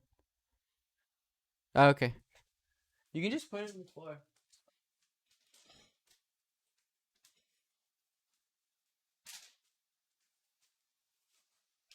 Sorry. I'm back. Yeah, against the French is good. However much I don't know how much that is like socialism. I don't know. It's still a positive development, and you take what you can get, particularly in the colonial context. Yeah, and another thing I'll say about Sankara is like there's this sort of tragic early ending to him, which like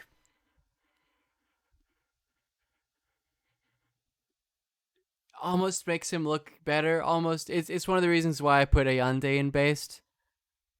Show food? Oh, it's just these like pizza things. They're not. Yeah, and there's something that maybe makes him better. I don't know.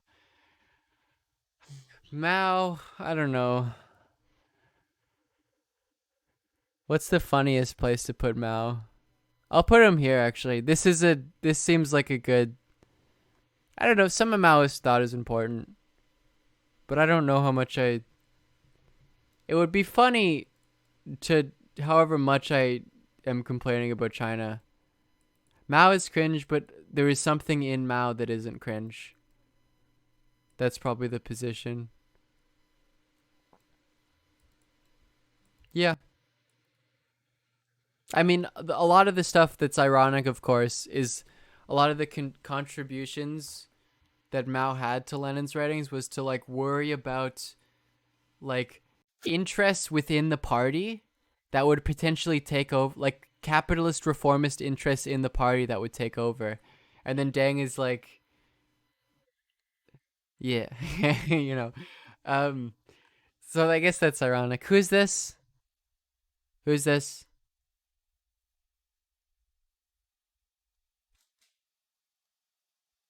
De Leon? I don't fucking know enough about De Leon.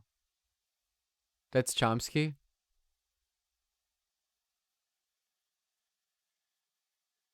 Yeah, it's Chomsky. Who is it? What I do remember about De Leon is that it is sort of a more ecological. I can't. Bernac? I don't fucking recognize people's faces, alright? It's very. There's a lot of people that should be on here that are like workers' councils. Okay. Who is it that fucking said they were a Deleonist or a Leonist? The 1 billion American guy used to say he was a Deleonist. They're fine, I guess. Yeah, I mean, I honestly have not engaged enough critically. Iglesias, yeah, is fine. This is a member of the. This is a leader of the German Socialist Republic, right? I'll put him in there. Oh, he said he was a Georgist. That's who I was confusing it with. Sorry. Who's this? Ulbrich, the GDR secretary. I'll put him more down to bad. No, I'll put him here. Oh, that's Liebnick? Liebnick's good. Yeah. I'll put Liebnick deserves to be in the same category as Rosa. This is another GDR secretary. Yeah, I'll put him there. Our president. Who's this? Who's this? Oh, this is Hungary. No, I'll put it bad. Right. Okay. Who's this?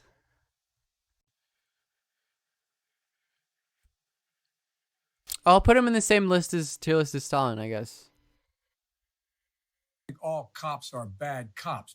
Hi Liv, did you know that Obama got nominated for the 2009 Nobel Peace Prize just 12 days into his term after his first drone strike? The committee gave him the award just for being a cool black guy. I did know that. Thank you, Obama fan 69 for the $3. He's an anarchist in Catalonia? It's probably good, I guess. I don't fucking know. Who's this? Who's this? We're getting to the bottom of it. Yeah, it's Chomsky, it's Engels, it's very funny. I'm laughing at it. Head of Shining I don't know. I honestly don't know. Who's this? I don't know enough. This is the I don't know enough tier list.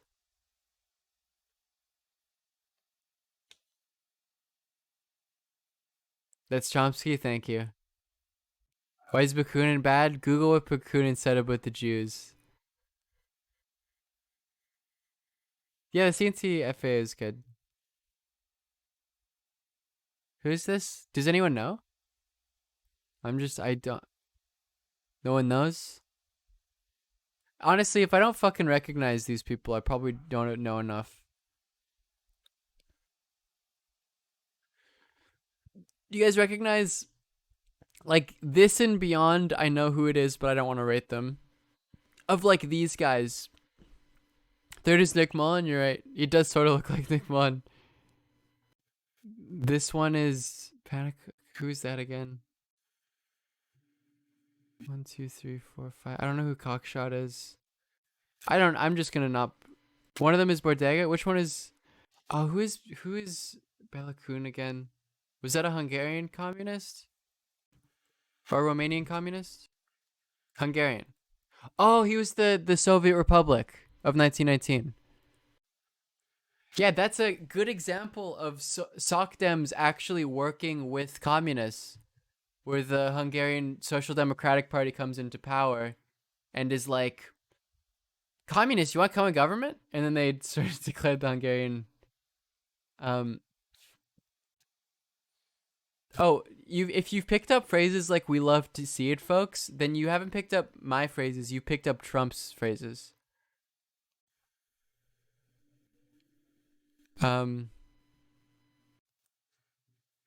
If he's, I'll put him in the same tier as, I'll put him in the meh tier, I guess. The rest of this seems like a more modern example. With the long beard is Ned Kelly, Australian outlaw that fought against cops in Laos. Yeah, I don't know enough. 6th is Bordega. 1, 2, 3, 4, 5. Oh, that is Bordega. Bordega's funny. More than anything else. Left comms are funny. They're sort of memes. Where would you put Fanon? Probably based.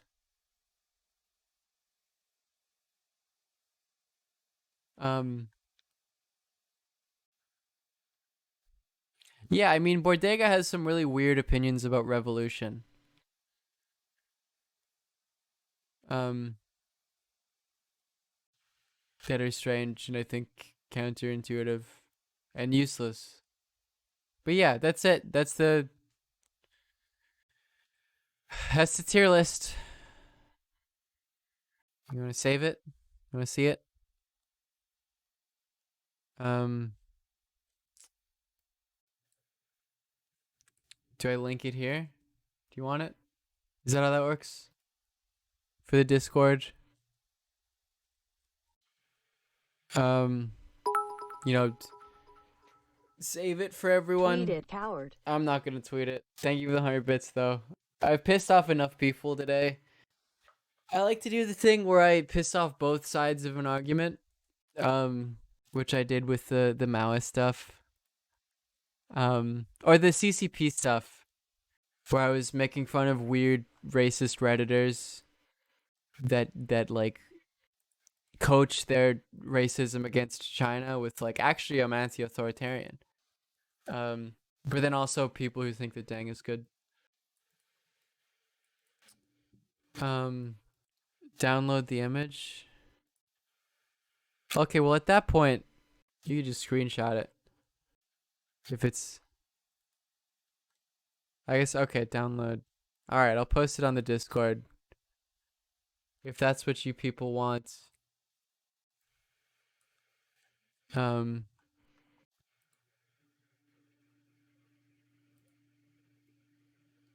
me see.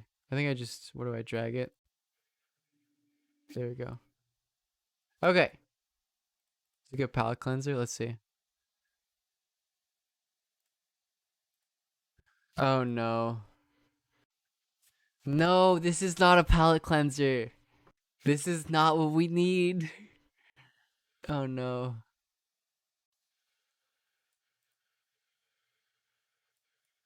Story this morning. Scientists say an asteroid is headed straight for the center. Breaking news. Breaking news.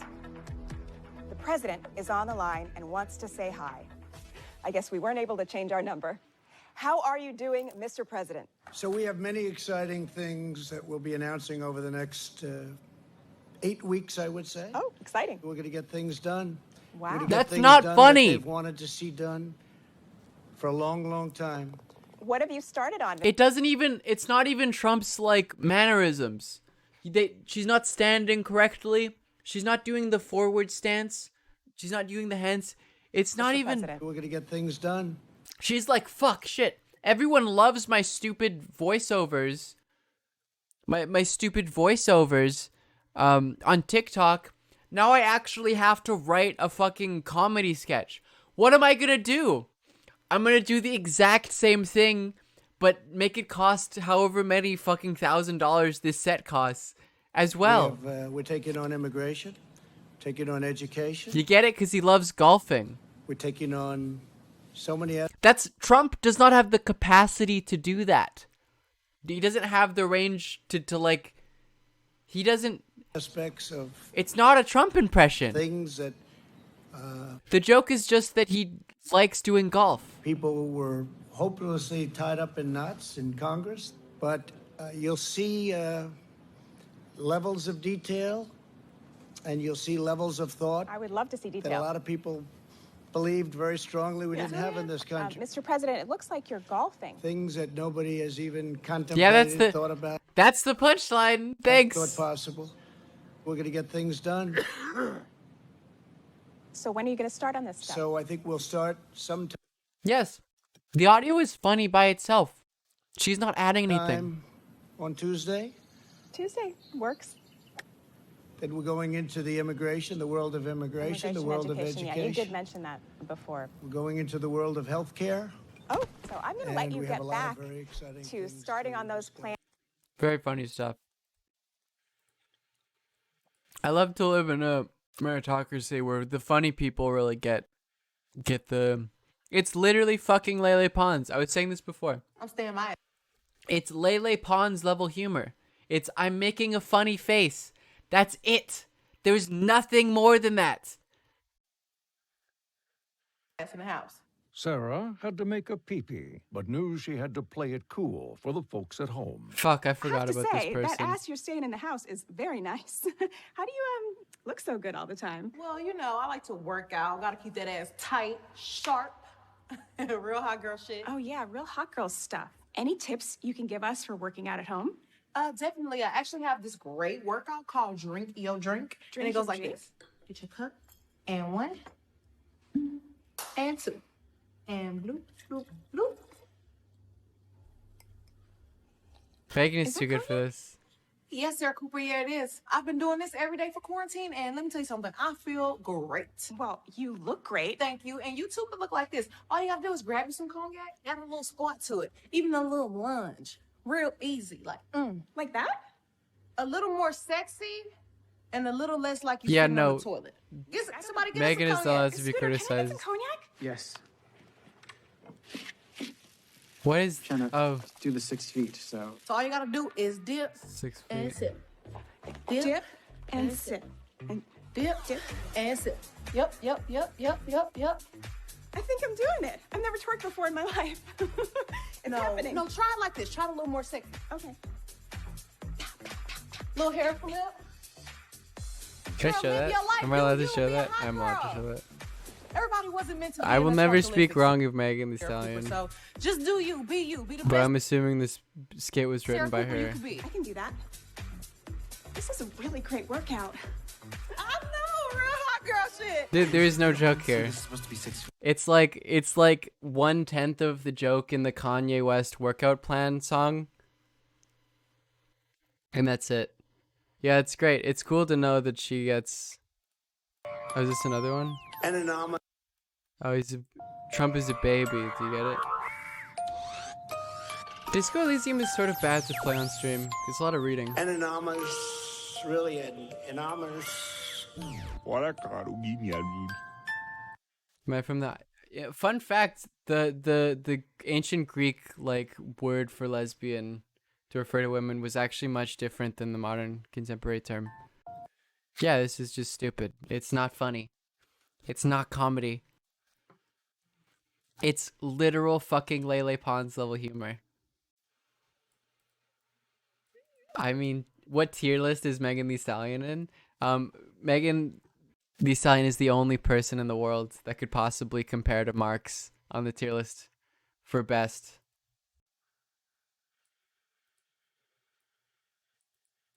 Anyways, sorry, I was just wasn't there for a second. We're back. What happened with the governor of Idaho? Oh, this impression is so fucking good. This dude's fucking Trump impression is so good. We're talking about how there's 4 of them, okay? So there's 4 with Sex in the City. You've got Carrie, who's creative, okay? She's a badass. And she's smoking indoors. Miranda, Miranda is the one, she's a career woman, feminist, okay? Probably gay. And then Samantha is the horny old ghost. She's the cougar. She's a cougar. And she's dating pretty much anybody. She wants to get carnal pleasure. She's all about the sex. Id. She's doing id. And then Charlotte is a conservative housewife, okay? Submissive. So they all fall into the different categories. But Luke in Gilmore Girls, like you said with This Luke, guy started DMCAing people? What do you mean? Like people who were watching his shit? Or people who were uploading his YouTube? Or his is fucking dating videos? Carrie's, okay? In the original seasons, starts to date Lorelai, but he doesn't. And then he dates Rachel, and Rachel is the same. They're both model physique. The models, they're the Carries. I mean, yeah, this is good. I mean, I won't abort just because one person said. Because who knows? I don't know if you can. Could have been something else. It's probably something else. Whatever. But yeah, go watch that. It's very funny. It's an extremely good thing.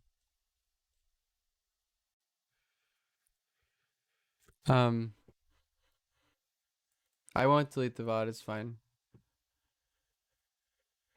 I can't watch this. Trudeau has blessed me. I really am a blessed to live in a country that blocks you from watching SNL. Yeah, thank you, Justin. I think we'll probably play Minecraft now.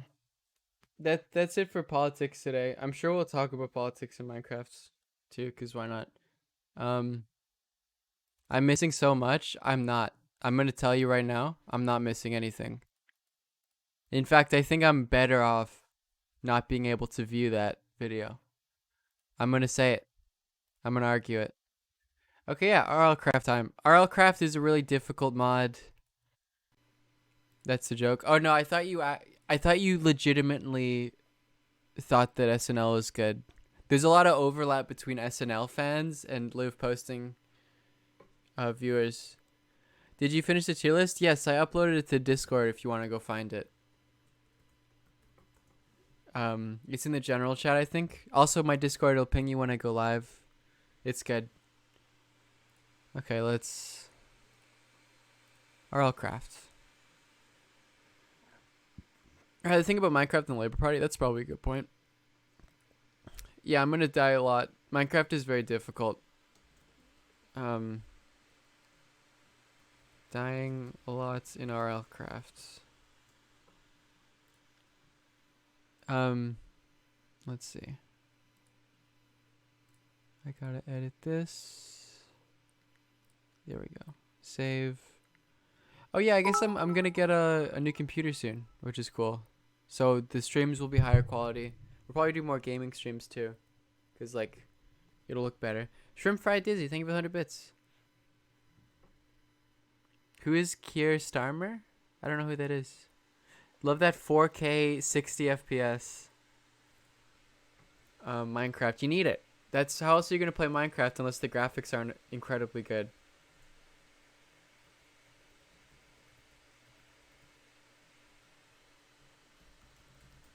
Let me just tweet this. TV/live posting. Also a reminder that you should subscribe and give me money. We got lots of cool emotes, 26 tier 1 emotes. Also, if you have a Twitch Prime and you haven't used it, make sure to use it on me. Oh, current Labor Party leader. Oh, yeah. No, yeah, that's rough. Very not good stuff. So they basically use this as an opportunity to, like, even technically smear the Labor Party and make the Labor Party look worse, but finally get rid of Corbyn for good, even if he wasn't a significant member of the Lovely party. Politics chat. Max Sedrum, thank you for the 500 bits. I'm glad you enjoyed it. Never voting Labour again. Yeah, I mean, they're fucking Blairite. If, like, the Blairite section of Labour has cemented itself, and it's a waste of time. If you're a British leftist, put any of your fucking effort not towards helping the Labour Party. Look at, like, non-electoral forms of, like, engaging people. Yeah, I mean, what really happened in the Anglosphere at least, in the last, like,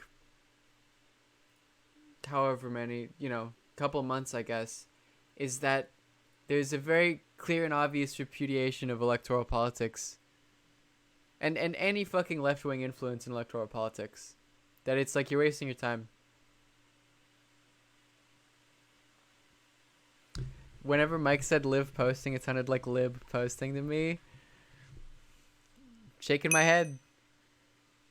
I thought Mike was on my side, but I guess his actual pronunciation of my name made it look like it was Liv posting. Why can I not? Oh my god. I can't fucking see my... I can't see my goddamn mouse cursor. I don't know why.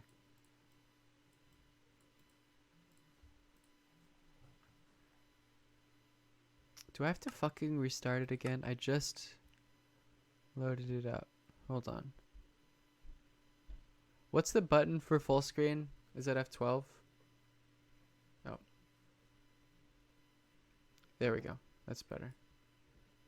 Sorry, the full screen button is F12, but it's also the be right back button on my stream. Hold on, sorry about that. Oh my fucking god. Really? I have to restart the game again. Okay. Let me try that again. I don't know why I couldn't see the cursor when I started up the game, so I gotta do it again. So 1 second. Oishi, thank you for the 8 months. Yeah, sorry about that, folks. One sec. Yeah, but electoral politics, what's the point? Yeah, I mean, I guess the reason why I was enthusiastic about Bernie, particularly even as it relates to Canada, is like Canadian American politics very connected, and it would embolden the NDP to go left. But I think one of the issues is that like there's no meaningful connection between organizing people in the sphere of like being engaged voters and organizing them in like non-electoral movements. However much like left-wing political parties may potentially help like power, etc. That's not where it begins for like far left organizing, I think. Which is not about voting even, because an individual vote is sort of, in terms of the relative scale of its effect, sort of not even worth discussing. Like, I saw some tweets about NDP's position on trans issues. I think they want to integrate more trans healthcare into like things that are covered. Make them more covered. The national NDP, at least. I believe that is the position. Because I know they want like dental to be covered, for instance, so expanding the welfare state. I should play with Pikachu? Yeah, I should.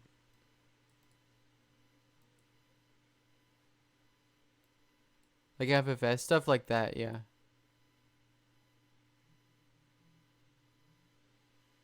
Because she plays with like Destiny and other people in Minecraft, right? They have like a server or something.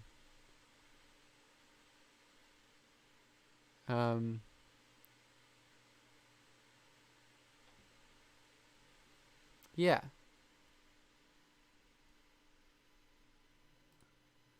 Anyways, it's still loading up. 1 second. This is a pain to do. This would be much easier. I'm probably getting a new computer on like the 8th. There we go. Now I can see my cursor. I don't know why that was fucking up. RL Crafts. There we go. Okay. There goes my cursor. What the fuck is... Hold on. I'm tilted. Okay, I'll put this full screen. There we go. We'll just do this.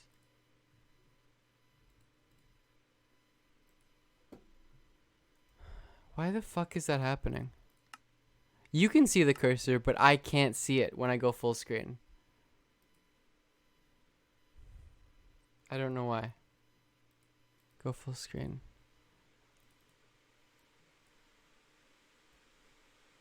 Hello?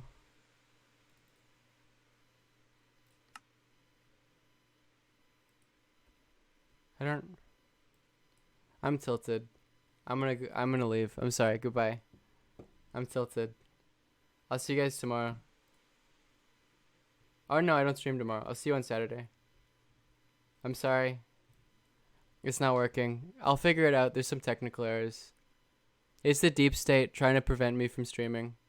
I'm sorry. I streamed for 4 hours. It's fine. That's a long time. Goodbye, everybody. Thank you for tuning in.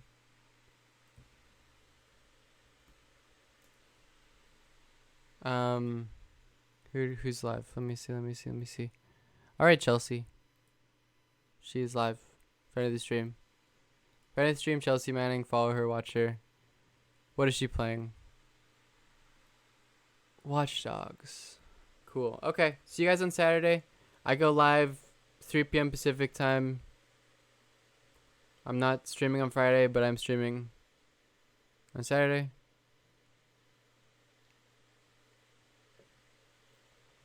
Okay, goodbye.